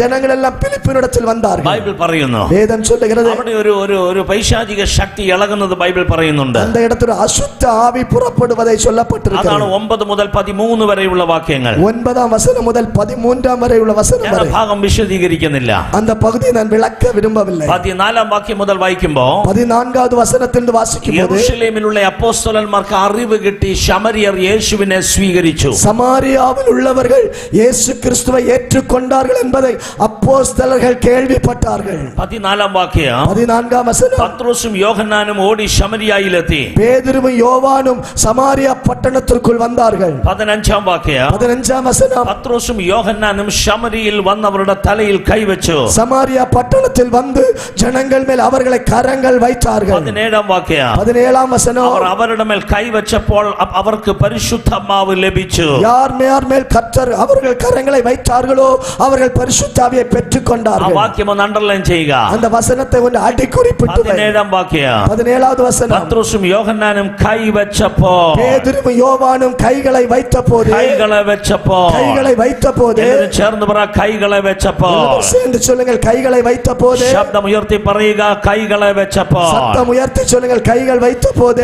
എല്ലാവരും ഞാൻ ഈ കൈ പിടിക്കുന്ന പോലെ ഒന്ന് കൈ വെച്ചുകൊണ്ട് പറ കൈകളെ വെച്ചപ്പോ. இங்கே காட்டுகிறதை போல இந்த கைகளை வச்சு சொல்லுங்க. கை வைத்த போது. എന്തിനാ ഇന്ന് രാവിലെ ഞാനത് ആവശ്യപ്പെടുന്നെന്നറിയാമോ? ஏன் இன்றைக்கு பகல் வேளையில விரும்புகிறேன் தெரியுமா? ഈ കൈ ഒത്തിരി അധ്വാനിച്ച കൈയാണ്. இந்த கரம் அதிகமாய் உழைத்த கரம். ഒത്തിരി കണ്ണുനീർ തുടച്ച കൈയാണ്. அநேக கண்ணீர்களை துடைக்கப்பட்ட ഒത്തിരി கரம். വേദന കണ്ട കൈയാണ്. அநேக வேதனைகளை கண்ட கரம். ഈ 2025 இந்த 2025 പരിശുദ്ധാത്മാവ് പറയുക, பரிசுத்த ஆவியானவர் ഇനി சொல்லுகிறார், കൈ വെക്കുമ്പോ நீ கரம் வைக்கும்போது ജനത്തിന്റെ മേൽ പരിശുദ്ധാത്മാവ് വരാൻ തുടങ്ങും. ஜனத்திற்குள்ளே பரிசுத்த ஆவியானவர் வர എത്ര துவங்குவார். പേർക്ക് വിശ്വസിക്കാൻ കഴിയോ? எத்தனை பேர் നീ விசுவாசிக்கிறீர்கள்? കൈ വെച്ച് പ്രാർത്ഥിക്കുമ്പോ நீ கரம் வைத்து ஜெபிக்கும்போது നിന്റെ കൈയുടെ മീതെ യേശുവിന്റെ കൈ വരികയാ. உன்னுடைய கைக்கு மேல இயேசுவின் கை வெளிப்படும். കാര്യം യേശു നിന്റെ ഉള്ളിൽ വാസം ചെയ്യുകയാ. காரணம் இயேசு உனக்குள்ளே வாசம் பண்ணுகிறார். ഇനി യേശുവിന്റെ കൈ നിന്റെ കൈയാണ്. இனி இயேசுவின் கரம் உன்னுடைய கரம். കൊലോസ്യ ലേഖനത്തിൽ പൗലോസ് പറയുന്നു, கொலோசிய நிருபத்தில் பவுல் சொல்லுகிறார், മഹത്വത്തിന്റെ പ്രത്യാശയായ ക്രിസ്തു നിന്റെ ഉള്ളിൽ വാസം ചെയ്യുകയാ. மகிமையின் வெளிப்பாடாகிய கிறிஸ்து உனக்குள்ளே வாசமாயிருக்கிறார். കൊരിന്ത്യർ ലേഖനത്തിൽ പൗലോസ് പറയുന്നു, கொரிந்திய நிருபத்தில் பவுல் சொல்லுகிறார், നിങ്ങൾ ദൈവത്തിന്റെ മന്ദിരമാണ്. நீங்கள் தேவனுடைய ദൈവത്തിന്റെ ஆலயமாயிருக்கிறீர்கள். ആത്മാവ് നിങ്ങളിൽ വാസം ചെയ്യുന്നു. கர்த்தருடைய ஆவியானவர் உனக்குள் வாசம் பண்ணுகிறார். യെശയ്യാ പ്രവാചകൻ പറയുന്നു, ஏசாயா தீர்க்கதரிசி The சொல்லுகிறார், spirit of the Lord is upon me. അവന്റെ ആത്മാവ് എന്റെ മേൽ ഉണ്ട്. ஆமென். கர்த்தருடைய ஆவியானவர் என் மேல் இறங்கி வந்தார். നസറേത്തിൽ വന്ന് യേശു പുസ്തകം തുറന്ന് വായിക്കുകയാ. நாசரேத்திலே வந்த இயேசு ஆமென் வேத புத்தகத்தை சுருளை திறந்து வாசிக்கிறார். അവന്റെ ആത്മാവ് എന്റെ മേൽ ഉണ്ട്. அவருடைய ஆவியானவர் என் மேல் இருக்கிறார். എല്ലാവരും കരങ്ങളെ ഉയർത്തി പറയുക, கரங்களை உயர்த்தி சொல்லுங்க, അവന്റെ ആത്മാവ് அவருடைய എന്റെ ஆவியானவர் മേൽ ഉണ്ട്. என் மேல் இருக்கிறார். ശബ്ദം ഉയർത്തി പറയുക, சத்தம் உயர்த்தி சொல்லுங்க, അവന്റെ ആത്മാവ് ஆவியானவர் അവന്റെ ആത്മാവ് அவருடைய എന്റെ ஆவியானவர் മേൽ ഉണ്ട്. என் மேல் இருக்கிறார். ഒരിക്കൽ കൂടി പറയുക, ஒரு விசை கூட சொல்வோம், അവന്റെ ആത്മാവ് എന്റെ മേൽ ഉണ്ട്. அவருடைய ஆவியானவர் என்னோடு இருக்கிறார். ഓ ഹല്ലേലൂയ. ഹല്ലേലൂയ. ഈ ഒരു ഉറപ്പ് നിങ്ങളുടെ അകത്തുണ്ടെങ്കിൽ இந்த உறுதிப்பாடு உங்களுக்குள் നിങ്ങളുടെ കൈ കൊണ്ട് ക്യാൻസറിനെ കർത്താവ് ക്യാൻസൽ ചെയ്യും. உன்னுடைய கரம் கொண்டு கேன்சர் வியாதிகளை கர்த்தர் நீக்கி போடுவார். ഹല്ലേലൂയ. ஹalleluya. എത്ര പേർ വിശ്വസിക്കുക? எத்தனை பேர் விசுவாசிக்கிறீர்கள்? നിങ്ങളുടെ കൈ വെക്കുമ്പോൾ തന്നെ உங்கள் கரங்கள் வைக்கும்போது അത്ഭുതങ്ങൾ നടക്കുകയാ. அற்புதங்கள் நடக்கும். ഞാൻ ഈ കഴിഞ്ഞ ദിവസങ്ങളിൽ ഒന്നിൽ கடந்த நாட்களில் മധ്യപ്രദേശിൽ നിന്ന് രാജസ്ഥാനിലേക്ക് ഇങ്ങനെ പോകയാ. மத்திய பிரதேசத்தின் ராஜஸ்தானுக்கு வரும்போது റോഡ് യാത്ര ചെയ്യുകയാ. அந்த ரோட்டிலே யாத்திரை செய்யும்போது ഉടനെ ആ വാഹനത്തിലുള്ള ഞങ്ങളുടെ ലീഡർ, அந்த வாகனத்தில் நம்முடைய ஊழியத்தின் தலைவர் 45 വർഷമായി നോർത്ത് ഇന്ത്യയിൽ വർക്ക് ചെയ്യുകയാണ്. 45 ஆண்டுகளாக வட இந்தியாவில் ஊழியம் செய்கிறார். 45 വർഷം കൊണ്ട് അദ്ദേഹം 50,000-ത്തിലധികം പേരെ സ്നാനപ്പെടുത്തി. 45 ஆண்டுகள் கொண்டு 50,000-த்திற்கும் அதிகமான பேருக்கு ஞானஸ்நானம் கொடுத்தார். ஹalleluya. കുറച്ച് നന്നായ കൈ ഒന്നടിച്ചാട്ടെ. கொஞ்சம் நல்லா கையை தட்டினா நல்லா இருக்கும். ഹല്ലേലൂയ. ஹalleluya. അദ്ദേഹം ഒത്തിരി പാടുകൾ സഹിച്ച ഒരു ദൈവദാസനാണ്. அவர் அநேக உபத்திரவங்களை சகித்த தெய்வ மனுஷன். ശക്തനായ ഒരു ദൈവദാസൻ. வல்லமையான தெய்வ மனுஷன். അദ്ദേഹം എന്നോട് പറഞ്ഞു, அவர் என்னோட பார்த்து നമ്മൾ சொன்னார், രാജസ്ഥാനിലേക്ക് പോകുമ്പോ ராஜஸ்தானுக்கு போகும்போது ഒരു ഗ്രാമത്തിൽ കൂടി കയറിയാ പോകുന്നേ. ஒரு கிராமத்தின் வழியாக போகிறோம். അവിടെ ചെല്ലുമ്പോൾ ഒരു ചെറിയ அந்த വീടുണ്ടായിരിക്കും. கிராமத்தில் அந்த ஒரு சிறிய வீடு இருந்தது. ആ വീടിന്റെ ഫ്രണ്ടിൽ നമ്മുടെ വാഹനം നിർത്തും. அந்த சின்ன வீட்டுக்கு முன்னாடி வண்டியை ആ நிறுத்துவோம். വീട്ടിൽ നിന്നൊരു സഹോദരി ഇറങ്ങി വരും. அந்த வீட்டுக்குள்ள ஒரு சகோதரி இறங்கி നമ്മൾ வருவார்கள். വാഹനത്തിൽ നിന്ന് ഇറങ്ങുകയില്ല, ടൈം ഇല്ലാത്തതുകൊണ്ട്. நாம் വാഹനத்தை விட்டு வெளியே வர மாட்டோம், ஏன்னா நேரம் இல்லை. അപ്പൊ കൈ കൂപ്പി ഒന്ന് പറഞ്ഞേക്കണം സിസ്റ്ററോട് ജയ് മസീക്ക്. அப்படி கை கூப்பி அந்த சகோதரியை பார்த்து சொல்லணும், ஜெய் மசீகேன்னு சொல்லணும். Means praise the Lord. Amen. Praise the Lord என்ற அர்த்தம். ഹല്ലേലൂയ. கர்த்தருக்கு ஸ்தோத்திரம். കർത്തർക്ക് സ്തോത്രം. கர்த்தருக்கு ஸ்தோத்திரம். എല്ലാവരും പറ കർത്തർക്ക് സ്തോത്രം. கர்த்தருக்கு ஸ்தோத்திரம். ജയ് മസീക്ക്. ஜெய் மசீக். വൺ മോർ ടൈം ജയ് മസീക്ക്. ஜெய் மசீக். കർത്തർക്ക് സ്തോത്രം. கர்த்தருக்கு ஸ்தோத்திரம். சொல்லுங்க கர்த்தருக்கு ஸ்தோத்திரம். சொல்லுங்க, கர்த்தருக்கு ஸ்தோத்திரம். ആ ജയ് മസീക്ക്. അപ്പൊ അത്രയും പഠിച്ചല്ലോ. அவ்வளவு கற்றுக்கொண்டோம். ഹല്ലേലൂയ. ஹalleluya. ഹല്ലേലൂയ. ഹല്ലേലൂയ. ഞാനൊരു സ്പാനിഷ് ചർച്ചിൽ മിനിസ്റ്റർ ചെയ്യാൻ ചെന്നപ്പോ ஸ்பானிஷ்ல ஒரு சபையிலே ஊழியம் செய்ய போனப்போ അവര് പറയുന്നത് ഗ്ലോറിയാദിയോസ് എന്നാ. ഗ്ലോറിയാദിയോസ് அவர்கள் சொல்றார் glory ஆதியாஸ். മീൻസ് കർത്തർക്ക് സ്തോത്രം. அதோட அர்த்தம் கர்த்தருக்கு ஸ்தோத்திரம். ഇപ്പൊ രണ്ട് ഭാഷ പഠിച്ചേ. ரெண்டு மொழி படிச்சோம். ഹല്ലേലൂയ. ஹalleluya. കരങ്ങൾ തട്ടി കർത്താവിന് கரங்களை സ്തോത്രം. தட்டி கர்த்தரை துதிப்போம். അപ്പൊ ഞങ്ങൾ ആ വീടിന്റെ ഫ്രണ്ടിൽ വാഹനം നിർത്തി. அந்த வீட்டுக்கு முன்னாடி வண்டியை நிறுத்தினோம். സിസ്റ്റർ ഇറങ്ങി വന്നു. அந்த சகோதரி இறங்கி வந்தாங்க. ഞങ്ങൾ കൈ കൂപ്പിട്ട് പറഞ്ഞു കർത്തർക്ക് സ്തോത്രം ജയ് മസീക്ക്. கை கூப்பிட்டு சொன்னோம், ஜெய் மெஸ்ஸிக்கு கர்த்தருக்கு ஸ்தோத்திரம்னு சொன்னோம். ആ സിസ്റ്ററും പറഞ്ഞു ജയ് മസീക്ക്. அந்த சகோதரியும் சொன்னார்கள், ஜெய் மெஸ்ஸிக்கு கர்த்தருக்கு ഞങ്ങൾ ஸ்தோத்திரம். രാജസ്ഥാനിലേക്ക് അങ്ങ് പോയി. நாங்கள் அப்படியே ராஜஸ்தானுக்கு போனோம். ഞാൻ പാസ്റ്ററോട് ചോദിച്ചു, பாஸ்டர் பார்த்து கேட்டேன், എന്തേ ഈ ഇത്ര സ്പീഡിൽ പോകുമ്പോ അന്ത വില്ലേജിൽ പോകാൻ കാര്യം? ஏன் ஐயா இவ்வளவு வேகத்தில் பயணத்துல போயிட்டு இருக்கும்போது அந்த கிராமத்துக்கு போக காரணம் என்ன? സിസ്റ്ററെ കാണാൻ കാര്യം എന്താണ്? அந்த சகோதரியை பார்ப்பதற்குரிய காரணம் என்ன? പാസ്റ്റർ പറയുക, பாஸ்டர் சொன்னார், ആ വില്ലേജ് ഒരു വളരെ പ്രത്യേകതയുള്ള വില്ലേജ് ആണ്. அந்த ஒரு கிராமம் ஒரு விசேஷ தன்மையுள்ள கிராமம். നിറയെ പാമ്പുകൾ ഉള്ള ഒരു വില്ലേജ്. அந்த கிராமம் பாம்புகளால் நிறையப்பட்ட கிராமம். ആ ഗ്രാമത്തിലെ ആൾക്കാരെല്ലാം മരിക്കുന്നത് ഈ പാമ്പ് കൊത്തിയാണ്. அந்த கிராமத்தில் உள்ள ஜனங்கள் எல்லாம் பாம்பால தீண்டப்பட்டு மரிப்பார்கள். എല്ലാരും മരിക്കുന്നത് അങ്ങനെയാണ്. எல்லாரும் அந்த கிராமத்துல எல்லாரும் அப்படித்தான் மரிப்பாங்க. അതുകൊണ്ട് തന്നെ ആൾക്കാർക്ക് ആ ഗ്രാമത്തിൽ പോകാൻ ഭയമാണ്. ஆகையால் தான் அந்த கிராமத்திற்கு போக எல்லாருக்கும் பயம். പക്ഷേ ഈ പാസ്റ്റർ ആ ഗ്രാമത്തിൽ പോയി. ஆனா இந்த ஊழியக்காரர் அந்த கிராமத்துக்கு போய் യേശുവിനെ പ്രസംഗിച്ചു. இயேசுவை பிரசங்கித்தார். ഈ സിസ്റ്റർ യേശുവിനെ ഏറ്റുകൊണ്ടു. இந்த சகோதரி இயேசுவை ஏற்றுக்கொண்டார். ജ്ഞാനസ്നാനം എടുത്തു. ஞானஸ்நானம் பெற்றார். അഭിഷേകം പ്രാപിച്ചു. அபிஷேகம் பெற்றார். ഹല്ലേലൂയ. ஹல்லேலூயா. ആ സിസ്റ്റർ തന്നെ വീടിന്റെ അകത്തൊരു പ്രയർ സ്റ്റാർട്ട് ചെയ്തു. அந்த சகோதரி அவர்கள் வீட்டுக்குள்ளேயே ஒரு ஜெபத்தை ஆரம்பித்தார். എന്നിട്ട് ആ സിസ്റ്റർ ആ ഗ്രാമത്തിലെല്ലാം പോയി പറഞ്ഞു, அந்த கிராமம் முழுவதும் போய் சகோதரி சொன்னார், യേശു ദൈവമാണ്, இயேசுதான் தேவன், അവനെയാണ് ആരാധിക്കേണ്ടത്, அவரைத்தான் അവൻ ஆராதிக்கணும், സൗഖ്യമാക്കും, அவர் சுகமாக்குவார், അവൻ പിശാചിന്റെ തലയെ തകർത്തവനാ. பிசாசின் தலையை நசுக்கி ഇനി போட்டவர். നിങ്ങൾ ആരും പാമ്പ് കൊത്തി മരിക്കുകയില്ല. இனி நீங்கள் யாரும் பாம்பினால் தீண்டப்பட்டு சாக மாட்டீர்கள். ആരെങ്കിലും പാമ്പ് കൊത്തിയിട്ടുണ്ടെങ്കിൽ யாராகிலும் பாம்பு தீண்டப்படும் എന്റെ என்றால் അടുത്ത് കൊണ്ടുവാ, என்னிடத்தில் கொண்டு ഞാൻ வாருங்கள், പ്രാർത്ഥിക്കാം. நான் ஜெபிப்பேன். ഹല്ലേലൂയ. ஹல்லேலூயா. ആ സിസ്റ്റർ ആ ഗ്രാമം മുഴുവൻ നടന്നു പറഞ്ഞു. அந்த கிராமம் முழுவதும் நடந்து அந்த சகோதரி சொன்னார். അതിനുശേഷം പാമ്പ് ആരെങ്കിലും കൊത്തിയാൽ அதற்கு பிறகு பாம்பு யாராவது கடிக்கும்னா എടുത്തോണ്ട് ഈ വീട്ടിൽ വരികയാ. அந்த கடிக்கப்பட்ட நபரை தூக்கிட்டு இந்த சகோதரின் வீட்டுக்கு வருவாங்க. സിസ്റ്റർ കൈവച്ച് പ്രാർത്ഥിക്കുമ്പോ அந்த சகோதரி கை வைத்து ஜெபிக்கும் போது ആ വിഷത്തിന്റെ ശക്തി മാറുകയാ. அந்த விஷத்தின் கொடூரம் அவளை விட்டு மாறுகிறது. ഹല്ലേലൂയ. ஹல்லேலூயா. ഞാൻ എല്ലാ സഹോദരിമാരെയും ബ്ലസ് ചെയ്യുകയാ. நான் எல்லா சகோதரிகளையும் ஆசீர்வதிக்கிறேன். നിങ്ങൾക്കൊരു മിനിസ്ട്രി ഉണ്ട്. உங்களுக்கு ஒரு ஊழியம் உண்டு. Yes or no? அப்படித்தானே? നിങ്ങളുടെ മേൽ ഒരു അഭിഷേകം ഉണ്ട്. உங்கள் மேல ஒரு அபிஷேகம் இருக்கு. എത്ര പേർക്ക് ആമേൻ എന്ന് പറയാൻ കഴിയും? எத்தனை பேருக்கு ஆமென் சொல்ல முடியும்? നോ കുറച്ചുകൂടെ ശബ്ദം ഉയർത്തി ഒരു ആമേൻ പറയാമോ? இவ்வளவு போராது, நல்ல சத்தம் உயர்த்து.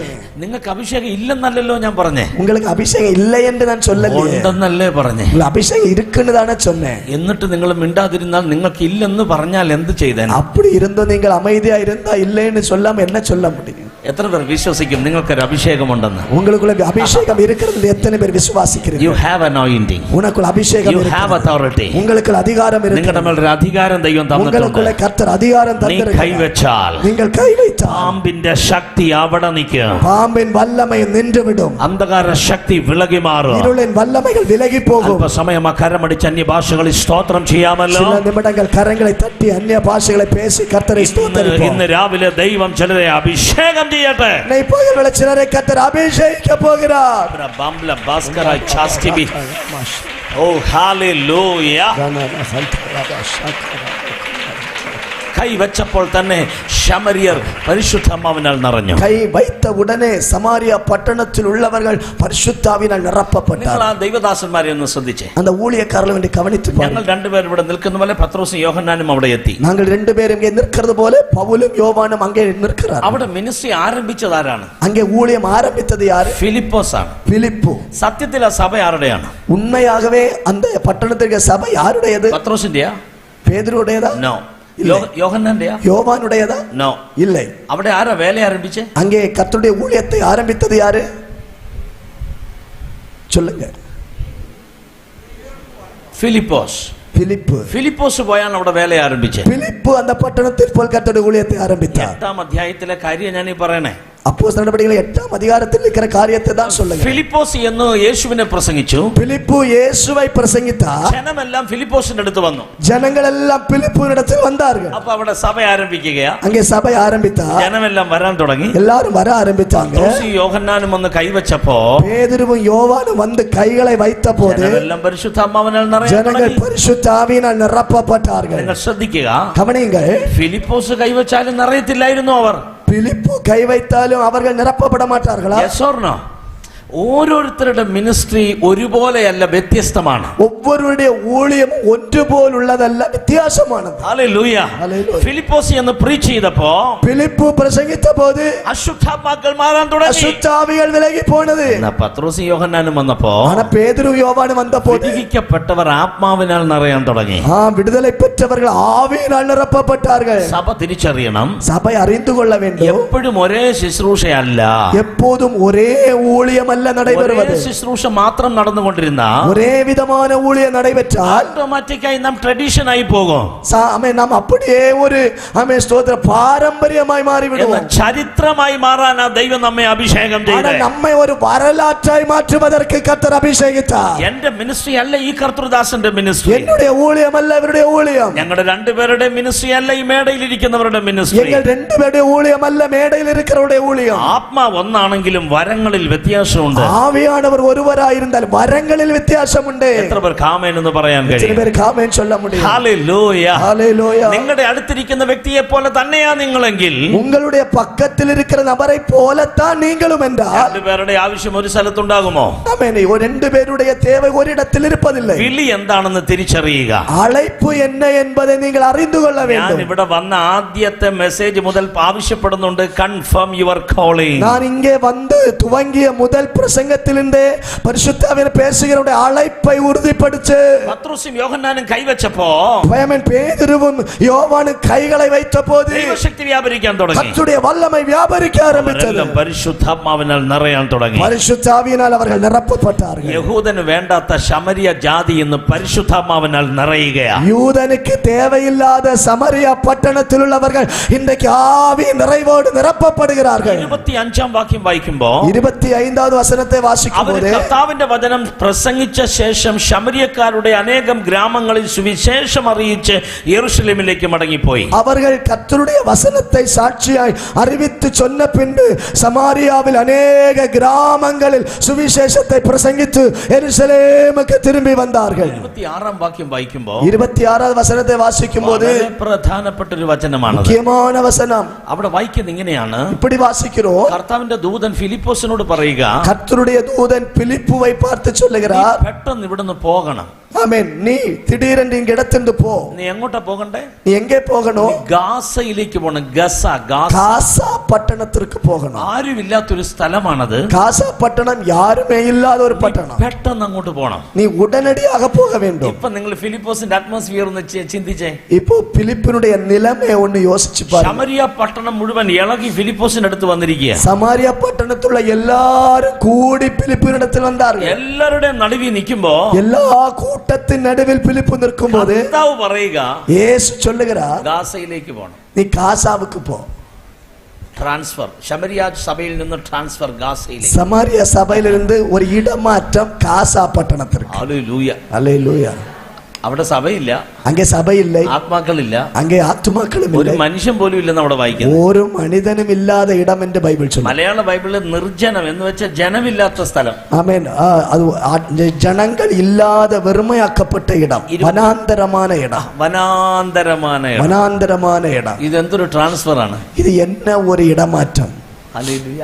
அல்லேலூயா. എല്ലാവരുടെയും കൂടെ നിൽക്കുന്ന ഫിലിപ്പോസ് ആരുമില്ലാത്ത സ്ഥലത്ത് പോവാ. திரளான ஆத்துமாக்களின் நடுவில் இருந்த பிலிப்பு இப்போது யாருமில்லாத வனாந்திரத்திற்கு போகிறார். ഫിലിപ്പിന് പകരം ഞാനാണെങ്കിൽ பிலிப்புக்கு பதிலாக நானா ഞാൻ இருந்தா, പറയും, ഞാൻ ഇപ്പൊ ഇല്ല കർത്താവേ, நான் சொல்ல இப்ப எல்லாம் போக ഞാൻ முடியாது, ഒന്നുകൂടെ ഉപവസിച്ച് പ്രാർത്ഥിക്കട്ടെ. நான் ஒன்று கூட உபவாசித்து ஜெபித்து பார்க்கട്ടെ. മലയാള ഭാഷ പറയാണ്, ഒന്നുകൂടെ ജാഗരിക്കട്ടെ എന്ന് പറയും. ஆமென்.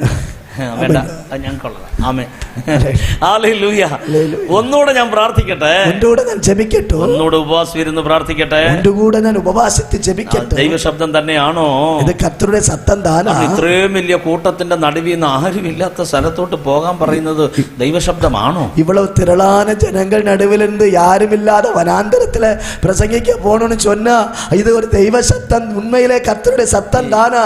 നമുക്ക് ഇഷ്ടമുള്ള ദൂത് പറഞ്ഞാൽ നമ്മൾ പറയും നല്ല ദൈവദാസനാ. நமக்கு விருப்பமான தீர்க்க தரிசனத்தை சொன்னா நம்ம சொல்லும் நல்ல ஊழியக்காரன். നമ്മൾ ആഗ്രഹിച്ച ദൂത് പറഞ്ഞാൽ പറയും നല്ല പ്രോഫറ്റാണ്. நம்ம விரும்புகிற வார்த்தைகளை தீர்க்க தரிசனமா சொன்னா சொல்ல நல்ல தீர்க்க தரிசி. ഇനിയും വിളിക്കണം, இனியும் அவரை கூப்பிடணும். ഹല്ലേലൂയ. அல்லேலூயா. ഗാസയിലോട്ട് പോകാൻ പറഞ്ഞ காசாவுக்கு போக சொன்னா നമ്മൾ അടുത്ത ദീർഘദർശിയെ തേടിപ്പോകും.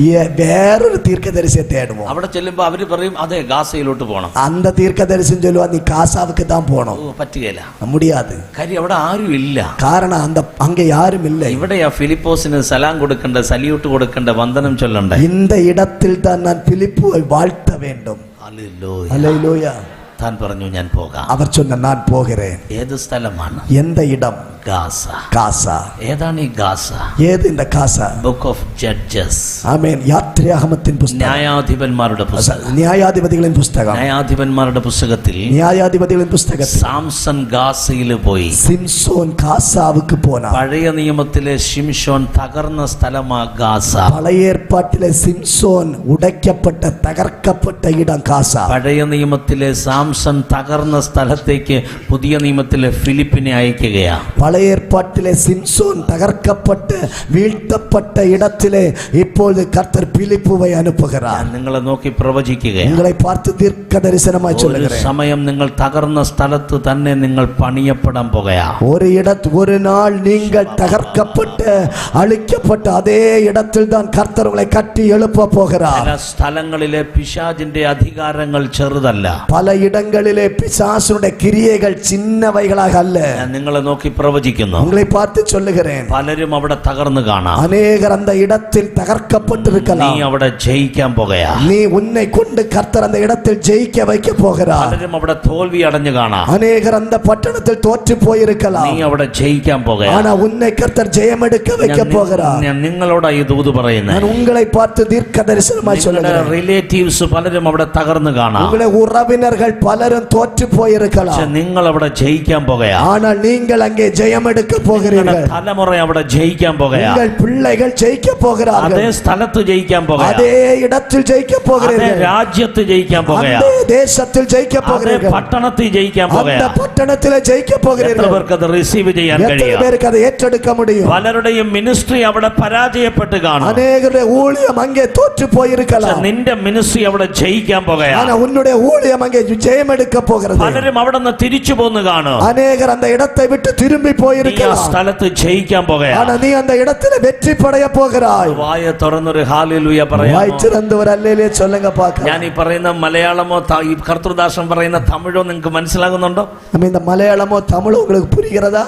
ഉണ്ടെങ്കിൽ മാത്രം കരം ഒന്ന് ഉയർത്തി കാണിച്ചു. புரிகிறது என்றால் மட்டும் கரங்களை உயர்த்தி காட்டு. കർത്താവിന്റെ ആത്മാവിൽ ഞാൻ പറയുന്നു, கர்த்தருடைய ஆவியில் சொல்லுகிறேன். ചില സ്ഥലത്ത് നീ പരാജയപ്പെട്ടെങ്കിൽ சில இடங்களில் நீ தோற்று போயிருப்பாய் என்றால் 2025 இந்த 2025 അവിടെ ஆண்டு ജയിക്കാൻ நீ പോകുക. தோற்று போன அதே இடத்துல கர்த்தர் உன்னை ஜெயிக்க வைக்க போகிறார். നീ അവിടെ ജയിക്കാൻ പോകുക. நீ அதே இடத்தில் ஜெயம் எடுக்க போகிறாய். അതേ ഗാസയിലേക്ക് പോവുക.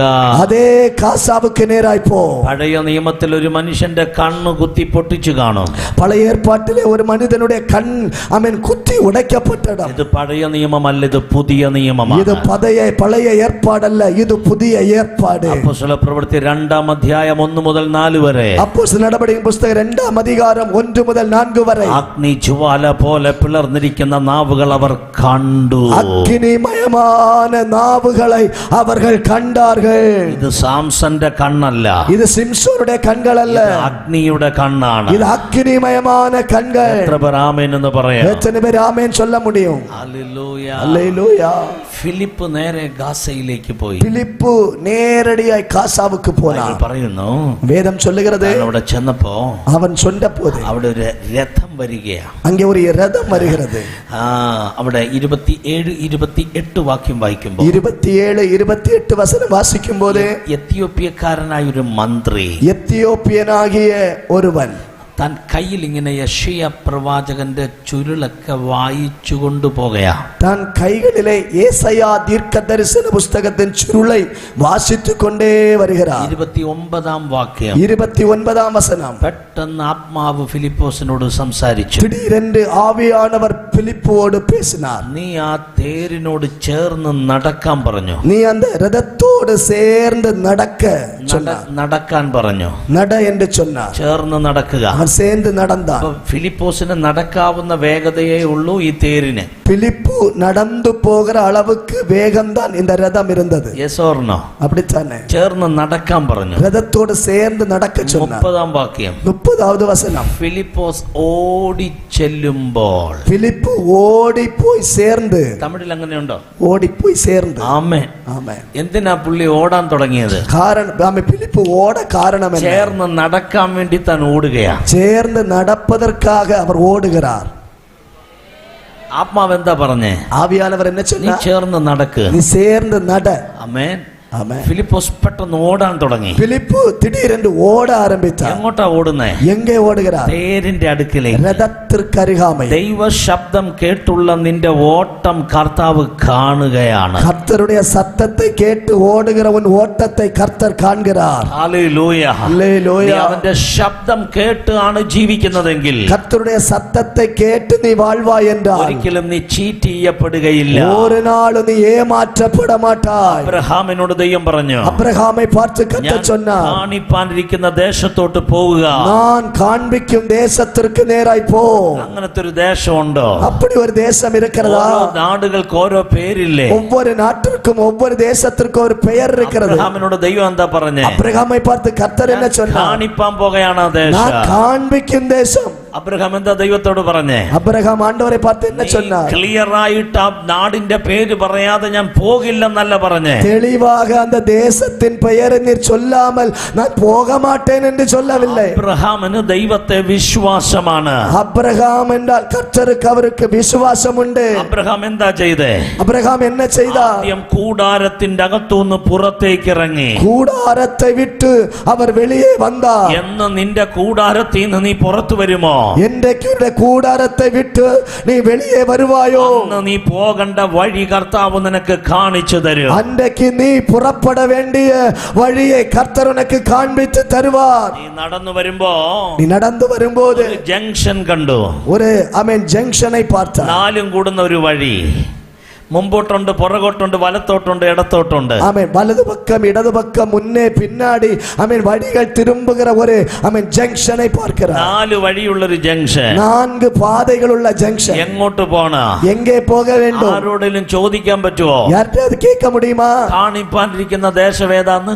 കാണിക്കും ദേശം ഏതെന്ന് കേൾക്ക முடியுமா? അറിയില്ല. யாருக்கும் தெரியாது. അവിടെ നിന്ന് അബ്രഹാം ദൈവത്തോട് ചോദിക്കും. அந்த இடத்தில் നിന്ന് അബ്രഹാം കർത്തരെ பார்த்து കേട്ടാ, എങ്ങോട്ട് തിരിയണോ? ആണ്ടവരേ ഞാൻ എங்கே പോക வேண்டும்? ലെഫ്റ്റ് തിരിയണോ? ഇടതു പക്കം തിരുമ്പ വേണ്ടുമാ? റൈറ്റ് പോണോ? മുന്നാടി പോക വേണ്ടുമാ? റൈറ്റ് പോണോ? വലതു പക്കം പോക വേണ്ടുമാ? കർത്താവ് പറയോ? ആണ്ടവർ சொன்னார், ഒന്നുകിൽ സ്ട്രൈറ്റ്, ഇവന്റെ മുൻപല്ല റൈറ്റ്, ഇല്ല വലതു പക്കം. അന്നും ഇന്നും അവൻ അങ്ങനെ പറഞ്ഞു നടത്തുന്ന ദൈവമാണ്. അന്നും ഇന്നും നമ്മുടെ ദേവനാകിയ കർത്തർ അപ്പടി ചൊല്ലി തന്ന് നമ്മെ നടത്തുകിற ദേവൻ. ഹല്ലേലൂയ. ഹല്ലേലൂയ. ഏലിയാവിനോട് എന്താ ദൈവം പറഞ്ഞേ? എലിയാവെ பார்த்து ആണ്ടവർ என்ன சொன்னார்? നിനക്കുള്ള ഭക്ഷണത്തിന്റെ കാര്യങ്ങൾ സരഫാത്തിൽ സെറ്റ് ചെയ്തിട്ടുണ്ട്. ഉനക്ക് தேவையான ആഹാരം ഉനക്കാக സാരിബാത്തൂരിലെ ഞാൻ ആയത്തപ്പെടുത്തി ഇരിக்கிறேன். സരഫാത്തിൽ ഒരു വിധവയോട് ഞാൻ കൽപ്പിച്ചിട്ടുണ്ട്. സാരിബാത്തൂരിലെ ഒരു വിധവയ്ക്ക് ഞാൻ കട്ടളയിട്ടിരിக்கிறேன்.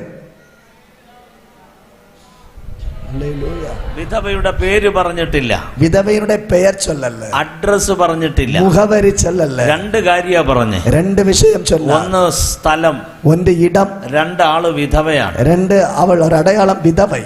വേറൊന്നും പറഞ്ഞിട്ടില്ല. വേറൊന്നും ചൊല്ലവില്ല. Yes or no? அப்படித்தானே? ബൈബിൾ നോക്കുവാണോ അഡ്രസ് വേറെ ഉണ്ടോന്ന്? വേദത്തിലെ പാരുക വേറെ മുഖവരി ഏതാത്? ഒരു അഡ്രസ്സും പറഞ്ഞിട്ടില്ല. ഒരു മുഖവരിയും കൊടുക്കില്ല. ഏലിയാവിന്റെ കാര്യത്തിൽ പോലും അഡ്രസ് പറഞ്ഞിട്ടില്ല. എലിയാവിനെ കുറിച്ച് അറിമുഖപ്പെടുത്തുമ്പോൾ കൂടെ ഒരു മുഖവരി കൂടെ ഗിലെയാദിലെ തിശ്ബിയനായ ഏലിയാവ്, ഗിലെയാദിലെ തിശ്ബിയനായ എലിയ എന്ന് വേറൊരു അഡ്രസ് ഇല്ല അദ്ദേഹത്തിന്. അവന് വേറൊരു മുഖവരിയേ ഇല്ല. അതുകൊണ്ടാണ് ഏലിയാവ് ആഹാബിനോട് പറഞ്ഞത്, ആകയാട്ടെ എലിയ ആഹാബை பார்த்து சொன்னார், I stand in the presence of God. ഞാൻ കർത്തരുடைய പ്രസന്നത്തിൽ നിൽക്കുന്ന ദൈവ മനുഷ്യൻ. എന്റെ ഒറിജിനൽ അഡ്രസ് ആണ് ദേവപ്രസന്നം. ഉണ്മയാണ് മുഖവരി ദൈവ പ്രസന്നം. ഹല്ലേലൂയ. ഹല്ലേലൂയ. അപ്പൊ സരഫാത്തിലോട്ട് ചെല്ലാൻ പറഞ്ഞു. സാരിബാത്തുക്കുള്ളേ പോ சொன்னார். ഒരു വിധവയോട് കൽപ്പിച്ചിട്ടുണ്ട്. വിധവയ്ക്ക് ഞാൻ കട്ടളയിട്ട് ഇരിக்கிறேன். അവിടെ പോയി ആരോട് ചോദിക്കും? എങ്ക പോയി ആർட்ட കേൾക്ക? ഒരു വീട്ടിൽ ചെന്നു. ഒരു വീട്ടിലെ പോയി എന്റെ ഭാവനെ പറയാം. കോളിംഗ് ബെൽ അടിച്ചു. என்னுடைய ഇമാജിനേഷൻ ചിന്തനയിൽ சொல்லுகிறேன். അവിടുത്തെ മകൻ ഇറങ്ങി വന്നു. അവൻ കാലിംഗ് ബെൽ തട്ടുമ്പോൾ ഒരു ഇറങ്ങി വന്നു. പപ്പ മരിച്ചോ എന്ന് ചോദിക്കാൻ പറ്റുമോ? മക്കളെ അവൻ തകപ്പനാർ ഇറന്നു പോനാർന്ന് കേൾക്ക முடியுமா? ഇല്ല, പപ്പ ഉള്ളേ ഇരിക്ക. അപ്പ ഉള്ളേ ഇരിക്ക. സോറി, ഇതല്ല വീട്. അയ്യോ മன்னிச்சிருப்பா, ഇതല്ല വീട്. അങ്ങനെയാണോ ഏലിയാവ് കണ്ടുപിടിച്ചേ? അപ്പടിയാ എലിയ പോയി കണ്ടുപിടിച്ച? നീ സെർച്ച് ചെയ്യേണ്ടത് ആ സ്ഥലത്തല്ല, പ്രയർ റൂമിലാ സെർച്ച് ചെയ്യേണ്ടത്. നീ തേട വേണ്ടത് ഇടത്തിൽ പോയല്ല, ജപിക്കിற മുളങ്കാർപ്പടിയുടെ ജപ അറയിലെ നീ തേട വേണ്ടും. നീ പ്രാർത്ഥനാ മുറിയിൽ തേടിയാൽ ആ വ്യക്തിയെ നീ കണ്ടുപിടിക്കും. നീ ജപ അറയിൽ തേടിനാൽ അന്ത നബരെ നീ കണ്ടടയുവായി. Come on, hallelujah. Hallelujah. പ്രാർത്ഥിക്കുന്ന ദൈവമക്കൾ ഉണ്ടെങ്കിൽ സ്തോത്രം പറ ദൈവത്തിന്. ஜெபிக்கிற தெய்வ பிள்ளைகள் இருந்தால் கர்த்தரை ஸ்தோத்திரம் பண்ணுங்க. Hallelujah. Hallelujah. ഏലിയാവ് നേരെ സരഫാത്തിലെത്തി. എലിയ നേരെ സാരിബാത്തൂരിലേക്ക് പോനാ. കണ്ണു തുറന്ന് കാണുമ്പോൾ അവൻ കൺ തുറന്ന് பார்த்தபோது സ്ത്രീ നിൽക്കുകയാണ്. ഒരു സ്ത്രീ നിൽക്കുകയാണ്. അപ്പോഴേ ആത്മാവ് പറഞ്ഞു, അപ്പോൾ ആവിയാനവർ சொன்னார், ഈ വീട് തന്നെയാണ്, இந்த வீடுதான். ഞാൻ ആത്മാവിൽ നിങ്ങളെ ബ്ലെസ് ചെയ്യും. ഞാൻ ആവിയിൽ ഉങ്ങളെ ആശീർവദിക്കും. ഈ വർഷം இந்த ஆண்டு ഇതുപോലെ നീ ചിലതിനെ ആത്മാവിൽ അറിയാൻ പോകുകയാണ്. ഇതേ പോലെ ചില കാര്യങ്ങളെ നീ ആവിയിൽ അറിந்து കൊള്ള പോകുക. വർഷങ്ങൾക്ക് മുമ്പ് നിനക്ക് ദൈവം തന്ന ചില വാഗ്ദത്തങ്ങൾ ഫുൾഫിൽ ചെയ്യാൻ പോകുകയാണ്. வருடங்களுக்கு முன்பதாக கர்த்தர் உனக்கு கொடுத்த சில வாக்குத்தத்தங்களை கர்த்தர் இன்றைக்கு நிறைவேற்ற போகிறார். നിന്നോട് കണക്റ്റഡ് ആകാൻ വേണ്ടിയുള്ള ചിലതിനെ കർത്താവ് കണക്ട് ചെയ്തു തരാൻ പോകുകയാണ്. உன்னோடு கூட சேர்த்து கொள்ளப்பட வேண்டிய சிலவற்றை கர்த்தர் உனக்கு அப்படியே சேர்த்து கொள்ள கொடுக்க போகிறார். ഫിലിപ്പോസ് ഓടി ചെല്ലുകയാണ്. பிலிப்பு ஓடி போனான். എന്നിട്ട് രഥത്തിന്റെ കൂടെ ചേർന്ന് നടക്കുകയാണ്. அந்த ரதத்தோடு சேர்ந்து நடந்தான். ചോദിച്ചു, നീ വായിക്കുന്നത് ഗ്രഹിക്കുന്നുണ്ടോ? அவன் கேட்டான், நீ வாசிப்பது உனக்கு புரிகிறதா? പറഞ്ഞു, എനിക്ക് ആരും തിരിച്ചു തരാനില്ല. யாருமே எனக்கு இதை விளக்கி தர இல்ல. താൻ കയറി രഥത്തിലേക്ക്. அவர் ரதத்திற்குள்ள ஏறினார். ഹല്ലേലൂയ. ஹல்லேலூயா. വലിയ സഭയെന്ന് പോന്നതാ ഫിലിപ്പോസ്. மிகப்பெரிய சபையிலிருந்து புறப்பட்டு போனவர் ആരും பிலிப்பு. ഇല്ലാത്ത സ്ഥലത്തോട്ട് പോന്നതാ. யாரும் ഇല്ലാத കാസ വനാന്തരத்துக்கு ഇപ്പൊ போனார். ആള് രാജരഥത്തിൽ കയറി യാത്ര இப்ப ചെയ്യും. രാജാവിനുடைய രഥത്തിലേക്ക് അവർ യാത്ര ഞാൻ ചെയ്യുകയാണ്. നിങ്ങളെ ബ്ലസ് ചെയ്യുകയാണ്. ഞാൻ നിങ്ങളെ ആശീർവദിக்கிறேன். ദൈവശബ്ദം കേട്ട് നീ സ്റ്റെപ്പ് എടുത്താൽ ஆண்டவருடைய சத்தத்தை கேட்டு நீங்கள் முயற்சி எடுப்பீர்கள் നിന്റെ என்றால் റോയൽ കോളിംഗ് എന്താണെന്ന് ദൈവം വെളിപ്പെടുത്തും. உன்னுடைய மிகப்பெரிய பிரதானமான அழைப்பு என்ன என்பதை கர்த்தர் வெளிப்படுத்துவார். പലർക്കും പറ്റിയ ബുദ്ധിമുട്ട് എന്താണെന്നറിയാമോ? அநேகருக்கு மாமே ஏமாந்த காரியம் என்ன தெரியும்? കോളിംഗ് ഉണ്ട്, அழைப்பு இருக்கிறது, ദർശനം ഉണ്ട്, தரிசனம் இருக்கிறது, പ്രോഫസി ഉണ്ട്, தீர்க்க தரிசனம் இருக்கிறது, അനോയിന്റിംഗ് ഉണ്ട്, அபிஷேகம் இருக்கிறது, അതോറിറ്റി ഉണ്ട്. அதிகாரம் இருக்கிறது. സ്റ്റെപ്പ് എടുക്കാൻ പേടിയാ. ஆனா அவன் முன்னெடுத்து வைப்பதற்கு பயம். സ്റ്റെപ്പ് എടുക്കാൻ പേടിയാ. முன்னெடுத்து வைப்பதற்கு பயம். അവരെന്ത് വിചാരിക്കുക? அவர்கள் என்ன நினைப்பார்கள்? ഇവരെന്ത് വിചാരിക്കും? இவர்கள் என்ன நினைப்பார்கள்? പരിശുദ്ധാത്മാവ് എന്ത് വിചാരിക്കുമെന്ന് ചിന്തിക്കുന്നില്ല. பரிசுத்த ஆவியானவர் என்ன நினைப்பார் என்று யோசிக்க. എന്റെ അടുത്തിരിക്കുന്നവർ വേദനപ്പെടരുത്. என்னுடைய பக்கத்தில் இருக்கிறவர்கள் கலங்கக்கூடாது. ആവിയാനവർ വേദനപ്പെട്ടാലും പറവാലേ. ஆவியானவர் வேதனைப்பட்டாலும் பிரச்சனை இல்லை, ഒരു പ്രശ്നമില്ല. ஒரு பிரச்சனை இல்லை. പക്ഷെ അവർ വേദനിക്കരുത്. ஆனா மற்றவர்கள் வேதனைப்பட, ഇവർ വേദനിക്കരുത്. இந்த நபர் வேதனைப்பட. നീ അവരെ ഇവരെ മൈൻഡ് ചെയ്തിരുന്നാൽ, அவர்களை ഇവர்களை നീ நினைக்காம இருந்தா, നിന്റെ കോളിംഗ് ഒരു സ്കെലിട്ടൻ പോലെയായി പോകും. അസ്ഥികൂടം. உன்னுடைய அழைப்பு அவர்களை இவர்களை கவனித்தால் உன்னுடைய அழைப்பு ஒரு எலும்பு கூடு போல மாறிவிடும். എന്നോട് ചേർന്ന് കരം ഉയർത്തിപ്പിടിച്ചു കരങ്ങളെ ഉയർത്തി പിടിയുക. വായ തുറന്ന് പ്രാർത്ഥിച്ചാട്ടെ. വായികളെ திறந்து ஜெபி. ഹോളി സ്പിരിറ്റ് ഇവിടെ അസൈവാടിക്കൊണ്ടേയിരിക്കുന്നു. പരിശുദ്ധ ആവിയാനവരുടെ ഇടത്തിൽ അസൈവാടിക്കുന്നു. ഞാൻ ഈ മേടയിൽ അത് തിരിച്ചറിയുന്നു. இந்த மேடையில் நிற்கும் போது என அறிய முடிகிறது. കരങ്ങളെ ഉയർത്തിപ്പിടിച്ച് പ്രാർത്ഥന. കരങ്ങളെ ഉയർത്തി പിടിയുங்கள். ഹോരാ ബാബാ ബാബാ ശകതറാ ബാബാ ബാബാ ഹോരാ തറാ ബകതറാ ഹോരാ ബാദാ ചനക ബക ശകറ കബദ ചനക ബക ശികതറയ ബകതറാ ഹോരാ ബാദാ ചലക തറ കബദ ചലക ബക ബക ബശിയല കതറയ ബകോ ശകതറ ബാബാ ബാബാ. പരിശുദ്ധ ആവിയാനവരുടെ കയ്യിലേക്ക് ഞാൻ ഈ മൈക്രോഫോൺ ഹാൻഡ് ഓവർ ചെയ്യുകയാണ്. പരിശുദ്ധ ആവിയാനവരുടെ കരങ്ങളെ ഒപ്പുകൊടുത്ത് இந்த மைக்கை கொடுக்க போகிறார். അവൻ സംസാരിച്ചു തുടങ്ങുന്നു. പരിശുദ്ധ ആവിയാനവർ பேசார். അവൻ തൊട്ട് തുടങ്ങുന്നു. ആവിയാനവർ തൊട ഈ ആരംഭിക്കും. കൂട്ടത്തോട് പരിശുദ്ധാത്മാവ് പറയുന്നു, இந்த கூட்டத்தை பார்த்து ஆவியானவர் சொல்லுகிறார், നിനക്ക് സ്റ്റെപ്പ് എടുക്കാൻ കഴിയാതെ നിന്നെ തടഞ്ഞത് ആരാണ്? உனக்கு ஒரு அடி முன்னோட்டெடுத்து வைக்க முடியாமல் உன்னை தடை செய்தது யார்? ഇന്ന് നിന്റെ കോളിംഗ് നിന്നെ വലിക്കുകയാണ്. இன்றைக்கும் உன்னுடைய அழைப்பு உன்னை இழுத்து கொண்டிருக்கிறது. എത്തனை നിന്നൈകൾ, எத்தனை தேவைகள் என சூழ நின்றாலும் உம்மை பார்க்கின்றேன். அழைத்தவரே அழைத்தவரே என் ஊழியத்தில் ஆதாரமே. அழைத்தவரே அழைத்தவரே என் ஊழியத்தில் அழைத்தவரே அழைத்தவரே என் ஊழியத்தில் കരങ്ങളെ പരലോകത്തിൻ മീതെ ഒന്ന് ഉയർത്തിപ്പിടിച്ച് നമ്മെ വിളിച്ച കർത്താവിന്റെ സന്നിധിയിൽ ഒന്ന് മനസ്സോടെ ഒന്ന് ഒപ്പുകൊടുത്തുകൊണ്ട് ഈ വരിയൊന്ന് ചേർന്ന് പാടാൻ എത്ര പേർ തയ്യാറുണ്ട്? കരങ്ങളെ പരലോകത്തിற்கு അழைத்தவரേ അழைத்தவரേ എൻ ஊழியത്തിൽ ஆதாரமே எத்தனை நிந்தைகள் எத்தனை தேவைகள் என சூழ நின்றாரோ உம்மை பார்க்கின்றேன்.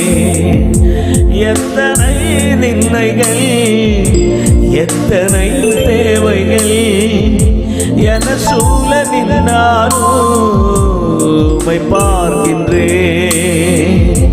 உத்தம ஊழியன் என்று நீ சொல்லிடும் ஒரு வார்த்தை கேட்டிடா உண்மையாய் ஓடுகிறேன். உத்தம ஊழியன் என்று நீ சொல்லிடும் ஒரு வார்த்தை கேட்டிடா உண்மையாய் ஓடுகிறேன். அழைத்தவரே அழைத்தவரே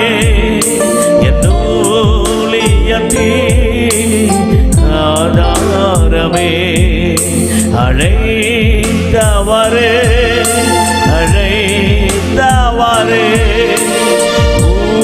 ஊழியத்தில் ஆதாரமே. கமான் அழைத்தவரே அழைத்தவரே ஊழியத்தில் ஆதாரம். கமான் அழைத்தவரே വിളിച്ച വായി തുറന്ന് അழைத்தവരേ ഊഴിയത്തിൽ ആധാരമേ.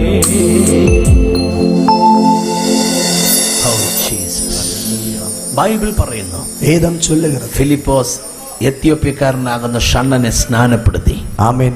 ഫിലിപ്പ് എത്യോപ്യനാകിയ അവനെ ജ്ഞാനസ്നാനം കൊടുത്തു. ഞാൻ ഈ സഭയെ കരമുയർത്തി ബ്ലസ് ചെയ്യുകയാണ്. ഞാൻ സഭയെ കരങ്ങളെ ഉയർത്തി ആശീർവദിക്കുന്നു. ഒത്തിരി പേരെ സ്നാനപ്പെടുത്താൻ കർത്താവ് നിന്നെ ഉപയോഗിക്കട്ടെ. അനേകരെ ജ്ഞാനസ്നാനം എടുക്ക വയ്ക്ക കർത്തർ ഉങ്ങളെ பயன்படுத்த. ഇന്ന് രാവിലെ ചിലർ ഇവിടെ ജ്ഞാനസ്നാനം ഏറ്റെൻ്റെ യേശുവിനോട് ചേർന്നു. ഇന്നേക്ക് കാலை വേളയിൽ ചിലർ ജ്ഞാനസ്നാനത്തെ പറ്റി യേശുവോട് ചേർക്കപ്പെട്ടു. ഇന്ത്യയിൽ ആയിരങ്ങൾ പതിനായിരങ്ങൾ ലക്ഷങ്ങൾ സ്നാനമേറ്റ് യേശുവിനോട് ചേർന്നുകൊണ്ടിരിക്കുകയാണ്. ഇന്ത്യ ദേശത്തിലെ ആയിരങ്ങൾ പതിനായിരങ്ങൾ ലക്ഷങ്ങൾ ജ്ഞാനസ്നാനം പെറ്റ് ആണ്ടവരോട് ചേർക്കപ്പെട്ടു കൊണ്ടിരിക്കുക. ഞാൻ നിങ്ങളെ നോക്കി പ്രവചിക്കുന്നു, ഉങ്ങളെ പാർത്ത് നിങ്ങളിൽ ചിലരുടെ മേൽ ഒരു രാജകീയ വിളിയുണ്ട്.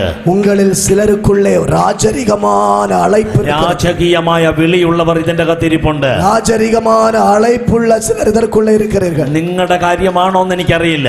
നിങ്ങളുടെ വിഷയമായി നിങ്ങളുടെ അടുത്തിരിക്കുന്നവർക്ക് ചിലപ്പോൾ രാജകീയമായ വിളി കാണാം. ഒരുവേള ഉன்னுடைய അരികാമൽ ഇരിக்கிறவர்களுக்கு அந்த രാജരികമായ അழைப்பு ഇருக்கு. അവരോട് ഞാൻ പ്രവചിക്കുകയാണ്, അവനെ പാർത്ത് ദീർഘദർശനമായി சொல்லுகிறேன், രാജകീയ വിളിയുള്ള ചിലരുണ്ടെങ്കിൽ உன்னுடைய வீட்டுக்குள்ளே ராஜரிகமான அழைப்பு இருந்த சிலர் இருப்பார்கள் என்றால் പകൽ പരിശുദ്ധാത്മാവ് അവരെ എഴുന്നേൽപ്പിക്കാൻ പോകുകയാണ്. இன்னைக்கு பகல் வேளை அப்படிப்பட்டவர்களை பரிசுத்த ஆவியானவர் எழும்ப பண்ண போகிறார்.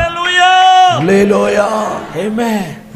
ബൈബിൾ പറയുന്നു, വേദം ചൊല്ലുகிறது, അദ്ദേഹം സ്നാനമേറ്റതിനു ശേഷം സന്തോഷത്തോടെ എത്യോപ്യയിലേക്ക് പോയി. അവർ ജ്ഞാനസ്നാനം പെറ്റ് സന്തോഷത്തോടെ എത്യോപ്യ പട്ടണത്തിൽ. ഫിലിപ്പിനെ കുറിച്ച് എന്താ വായിക്കുന്നത്? ഫിലിപ്പിനെ കുറിച്ച് എന്നാ சொல்லுவாங்க? വളരെ പ്രധാനപ്പെട്ട ഒരു വചനമാണ്, மிக முக்கியமான வசனம் 39 വാക്യം. 39 வசனம். ആ വചനം കൂടി പറഞ്ഞു ഞാൻ എൻ്റെ വാക്ക് அந்த അവസാനിപ്പിക്കാം. வசனத்தை கூட சொல்லி வார்த்தைகளை முடிக்கிறேன். കർത്താവിന്റെ ആത്മാവ് ഫിലിപ്പോസിനെ എടുത്തുകൊണ്ടുപോയി. கர்த்தருடைய ஆவியானவர் பிலிப்பை கொண்டு போய் விட்டார். One more time.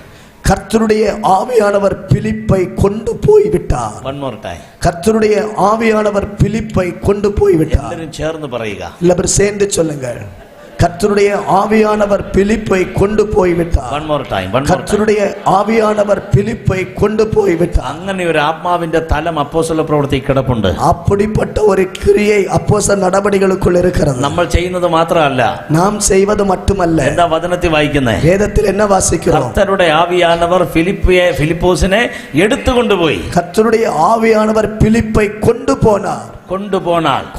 Filipe കൊണ്ടുപോനാർ. One more time. കർത്തരുടെ ആവിയാനവർ பிலிப்பை கொண்டு போய் விட்டார். 10 നാൾ ഇവിടെ നിന്ന ഞാനും തമിഴ് പറയും. 10 நாட்கள் இவ்விடத்தில் இருப்பேன் என்றால் அவரும் தமிழ் பேசுவார். அல்லேலூயா, அல்லேலூயா. கர்த்தருடைய ஆவியானவர் பிலிப்போസിനെ കൊണ്ടുപോയി. கர்த்தருடைய ஆவியானவர் பிலிப்பை கொண்டு போய் விட்டார். എത്ര പേര് ആ വചനം വിശ്വസിക്കുന്നുണ്ട്? എത്ര പേര് இந்த വചനത്തെ വിശ്വസിക്കുന്നു? ആത്മാവിന് അങ്ങനെ ഒരു റിലമുണ്ട്, തലമുണ്ട്, സ്ഥലമുണ്ട്. ஆவியானவருக்கு இப்படிப்பட்ட ஒரு பகுதி உண்டு. നമ്മൾ കണ്ടത് മാത്രമല്ല, நாம் காண்பது மட்டுமல்ல, ആത്മമണ്ഡലം നാം കാണാത്തത് അധികമുണ്ട്. ஆவியானுடைய மண்டலங்களில் நாம் காணாத அநேகம் இருக்கிறது. അങ്ങോട്ടൊന്ന് യാത്ര ചെയ്യാൻ ദൈവമക്കൾ പ്രാർത്ഥിക്കുക. ആവിയുടെ മണ്ഡലങ്ങൾക്ക് നേരെ ഏറെ ചെല്ല ദൈവ പിള്ളകൾ ജപിക്ക വേണ്ടു. ശമരിയയിൽ നിന്ന് പോയതാ, സമാരിയ പട്ടണത്തിൽ പോണവൻ ഗാസയിലെത്തി. ഗാസാവുക്ക് പോണ, ഗാസയിൽ നിന്ന് ആത്മാവ് എടുത്തോണ്ട് പോയി. ഗാസാവിന്റെ ആവിയാനവർ എടുത്തു ചെന്ന് വിട്ടു. പിന്നെ അവനെ അസ്തോതി കണ്ടെന്നാ, അപ്പുറം അവൻ അസ്തോത്തിലെ പാർത്തു. പിന്നെ ഫിലിപ്പോസിനെ കുറിച്ച് വായിക്കുന്നത് അപ്പുറം ഫിലിപ്പോയെ കുറിച്ച് വാസിക്കുമ്പോൾ അപ്പോസ്തല പ്രവൃത്തി 21:7 മുതലുള്ള വാക്യത്തിലാണ്. അപ്പോസ്തല നടപടി 21-ാം അധ്യായം 7-ാം വചനത്തിലുണ്ട്. ഫിലിപ്പ് കൈസരിയയിലെത്തി.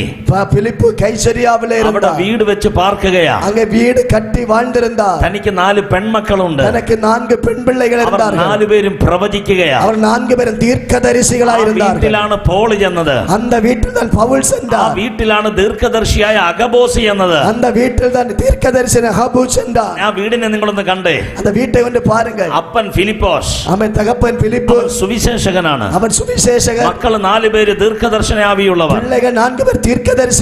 അവിടെ അപ്പോസ്തലനായ പോൾ ചെന്നു. അங்கே പൗൽ ചെല്ലുகிறார். അവിടെ പ്രവാചകനായ അഗബോസ് ചെന്നു. അங்கே ദീർഘദർശി അഗബു ചെല്ലുகிறார். എല്ലാ വീടും ഇതുപോലെ ആത്മാവിൽ ആനന്ദിക്കുന്ന വീടായി മാറട്ടെ. എല്ലാ വീടുകളും இப்படிப்பட்ட ആവിയിൽ കളികൂറുகிற വീടായി മാറട്ടെ. Hallelujah, hallelujah. നമ്മുടെ ഓരോരുത്തരുടെയും ഭവനങ്ങൾ நம்ம ஒவ்வொருடைய வீடுகளும் ഫിലിപ്പിന്റെ വീട് പോലെ ആശീർവദിക്കപ്പെടട്ടെ. ഫിലിപ്പിൻ വീട്ടை പോലെ ആശീർവദിക്കപ്പെടുവதாக നിങ്ങൾക്ക് വേണ്ടി പ്രാർത്ഥിക്കാൻ நான் പോകുന്നു. உங்களுக்கு ஜெபிக்க போகிறேன். ഒരു നിമിഷം എളുപ്പം നിൽക്കുമോ? ஒரு நிமிடம் எழுப்பி நிற்போம். Thank you, Holy Spirit of God. അതേ കർത്താവേ, ഞങ്ങൾ നിന്റെ സന്നിധിയിൽ ഞങ്ങളെ സമർപ്പിക്കുന്നു. உம்முடைய சமூகத்தில் எங்களை அர்ப்பணம் செய்கிறோம். ഇത് സ്റ്റെപ്പ് എടുക്കേണ്ട സമയമാണ്. இது ஒரு ஸ்டெப் முன்னாடி எடுக்க ഒരു வேண்டும். ഡിസിഷൻ, തീരുമാനം എടുക്കേണ്ട സമയം. தீர்மானம் எடுத்துக்கொள்ள வேண்டியது. ഇന്നേക്ക് തന്നെ ഒരു തീരുമാനം എടുക്കണം. இன்றைக்கே ஒரு தீர்மானத்தை എന്റെ വിളി വലുതാ കർത്താവേ. என்னுடைய அழைப்பு பெரியதாக. എന്റെ ദർശനം വലുതാ കർത്താവേ. என்னோட தரிசனம் பெரியதப்பா. അതൊരിക്കൽ പോലും ഒരു സ്ഥലത്ത് തീർക്കാനുള്ളതല്ല കർത്താവേ. ஒரு இடத்திற்குள்ளேயே அதை முடித்துக் கொள்ள வேண்டியதல்ல. വേല നിന്റെയാണ്. கர்த்தருடைய பணி உம்முடையது. വിളി തന്നത് നീയാണ്. அழைப்பு தந்தவர் நீ. ദർശനം നിന്റെയാണ്. தரிசனம் உம்முடையது. ഭാരം നിന്റെയാണ്. பாரம் உம்முடைய பாரம். ആത്മാക്കൾ നിന്റെയാണ്. ஆத்துமாக்கள் உம்முடையவர். അഭിഷേകം നിന്റെയാണ്. அபிஷேகம் உம்முடையது. എല്ലാ വരങ്ങളും നിന്റെയാണ്. எல்லா வரங்களும் உம்முடையது. എല്ലാ റെവലേഷൻസും നിന്റെയാണ്. வெளிப்பாடுகள் உம்முடையது. നിന്റെയാണ് തിരുസഭ. ஆமென். சபை உம்முடையது. എല്ലാം നിന്റെയാണ്. எல்லாம் உம்முடையது. ഞാനും നിന്റെയാണ്. நானும் உம்முடையவர். ഞാൻ എന്നെ ഒപ്പ് കൊടുக்கிறோம் ആண்டവരേ. நான் என்னை உம்முடைய கைகளில் ஒப்பு கொடுக்கிறேன். കൊടുக்கிறோம் ആണ്ടവരേ. ஒப்பு கொடுக்கிறேன் ஆண்டவரே. കണ്ണുകളെ മൂടി ജപിപ്പോം. கண்களை மூடி ஜெபிப்போம். കബറ ഖതനി കബ കബകഷ്. കണ്ണുകളെ മൂടി ജപിപ്പോം. கண்களை மூடி ஜெபிப்போம். ലോർഡ് ബറകാഷ്. ദൈവം ജോഷുവയോട് പറഞ്ഞു, கர்த்தர் யோசுவாவை നീ பார்த்து വയസ്സ് എന്ന് വൃദ്ധനായി. முதிர் வயதாகி. നീ വയസ്സ് എന്ന് நீ വൃദ്ധനായി. முதிர் வயதாகி. ഒന്നും ചെയ്യാതിരുന്നോളാനല്ല പറഞ്ഞേ. ஒன்றும் செய்யாமல் இருக்க அல்ல I சொன்னார். know very well. எனக்கு நன்றாய் தெரியும். എനിക്ക് നന്നായി അറിയാം ജോഷുവ. எனக்கு நன்றாய் தெரியும் നീ யோசுவா. പ്രായം ചെന്നു. நீ வயது சென்றாய். പക്ഷെ ഞാൻ നിന്നോട് പറയുന്നു, நான் உன்னை பார்த்து சொல்லுகிறேன். ഇനിയും അധികം പട്ടണങ്ങൾ പിടിക്കാനുണ്ട്. இனி அநேக பட்டணங்கள் பிடித்தெடுக்க இருக்கிறது. അധികം പട്ടണം പിടിക്കാനുണ്ട്. அநேக பட்டணங்கள் சுதந்தரிக்க இருக்கிறது. പരിശുദ്ധമ പറയുന്നു, பரிசுத்த ஆவியானவர் சொல்லுகிறார். ഒരു സ്റ്റെപ്പ് എടുക്കാൻ എത്ര പേർ തയ്യാർ? ஒரு ஸ்டெப், ஒரு அடி எடுத்து வைக்க எத்தனை பேர் ஆயத்தம்? உங்க ஊழியம் நானே கலங்கணும், அழைத்தது நீங்க நடத்தி செல்வீங்க. உங்க ஊழியம் நானே கலங்கணும், அழைச்சது நீங்க நடத்தி செல்வீங்க. உங்க ஊழியம் நானே கலங்கணும், அழிச்சது நீங்க நடத்தி செல்வீங்க உங்க ஊழியம் நானே கலங்கணும் அழிச்சது நீங்க திட்டங்கள் தருமவரும் நீர்தானையா செயல்படுத்தி மகிழ்பவரும் நீர்தானையா திட்டங்கள் தருமவரும் நீர்தானையா செயல்படுத்தி மகிழ்பவரும் நீர்தானையா யஜமானனே என் ராஜனே யஜமானனே என் ராஜனே யஜமானன் நீர் இருக்கு வேலைக்காரனுக்கு என் கவலை யஜமானன் நீர் இருக்கு வேலைக்காரனுக்கு என் கவலை உங்க ஊழியம் நானே கலங்கணும் கமான் அழைத்தது நீங்க நடத்தி செல்வீங்க உங்க ஊழியம் நானே கலங்கணும் அழைச்சது நீங்க നടത്തി സെൽവി ഈ വരികളിൽ കൂടി കർത്താവ് നമ്മോട് സംസാരിച്ചുകൊണ്ടിരിക്കുക இந்த பாடலின் வரிகளின் வழியாய் கர்த்தர் பேசிக்கொண்டு ഈ പാട്ടിൽ കൂടി കർത്താവ് സംസാരിക്കുന്നുണ്ട് இந்த பாடலின் வழியாய் கர்த்தர் பேசுகிறார் എന്റെ ഉള്ളത്തെ ഒത്തിരി തൊട്ട പാട്ടാണത് என்னுடைய இருதயத்தை அதிகமாய் தொடப்பட்ட ഞാൻ നാളെ ഒത്തിരി കരഞ്ഞ പാട്ടാണത് அதிகமான நாட்கள் இந்த பாடலை பாடி അതുപോലുള്ള പാട്ടുകളൊക്കെ ചില സമയത്ത് നമ്മെ ഉറപ്പിച്ചു നിർത്തും இதே போன்ற பாடல்கள் சில நேரத்தில் நம்மை உறுதிப்படுத்தி நிறுத்தும் எலியாவை காகன் கொண்டு போஷித்தீரே சூரை செடி சோர்வு நீங்க பேசினீரே எலியாவை காகன் கொண்டு போஷித்தீரே சூரை செடி சோர்வு நீங்க பேசினீரே தெய்வமே பேசும் தெய்வமே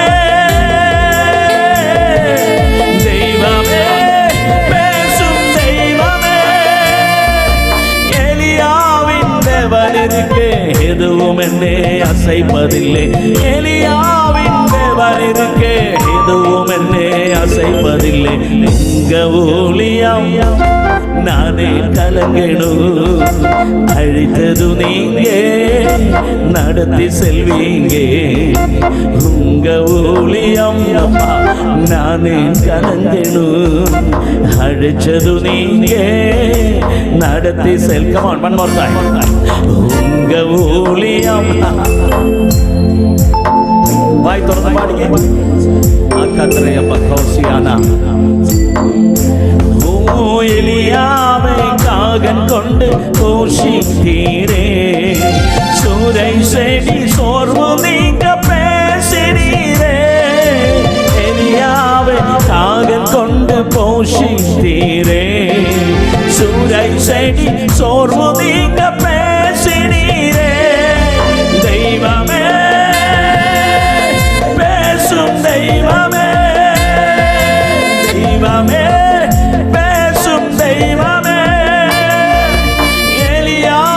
தேவனிற்கு எதுவும் என்னை அசைப்பதில்லை எலியாவின் தேவனிற்கு எதுவும் என்னை அசைப்பதில்லை உங்க ஊழியம் அப்பா அழைச்சது நீங்க நடத்தி செல்வீங்க உங்க ஊழியம் நானே கலங்கணும் அழைச்சது நீங்க உங்க ஊழி கரங்களை சொர்க்கத்திലേക്ക് உயர்த்தி பிடிச்சார் உங்க ஊழியம் நானே கலங்கணும் அழிச்சது நீங்க നടത്തി അപ്പൊ ഞാൻ ഈ ജനത്തെ ആശീർവദിച്ച് പ്രാർത്ഥിക്കുന്നു ആണ്ടവരേ இந்த ஜனத்தை நான் ஆசீர்வதித்து ஜெபிக்கிறேன் യേശുവിൻ നാമത്തിൽ പിതാവേ യേശുവിൻ നാമത്തിൽ പിതാവേ ആമേൻ ആമേൻ കരങ്ങളെ തട്ടി കർത്താവിനെ കരങ്ങളെ തട്ടി കർത്താവെ മഹിമപ്പെടുത്തു ஆமென் ஆண்டவரே எல்லாம் முழங்கால் பிடிபடும் பிரைஸ் தி லார்ட் ஹalleluya அழைத்தவரே அவர் உண்மையுள்ளோ அழைப்பதில் விழிப்புடன் இருக்க வல்லோ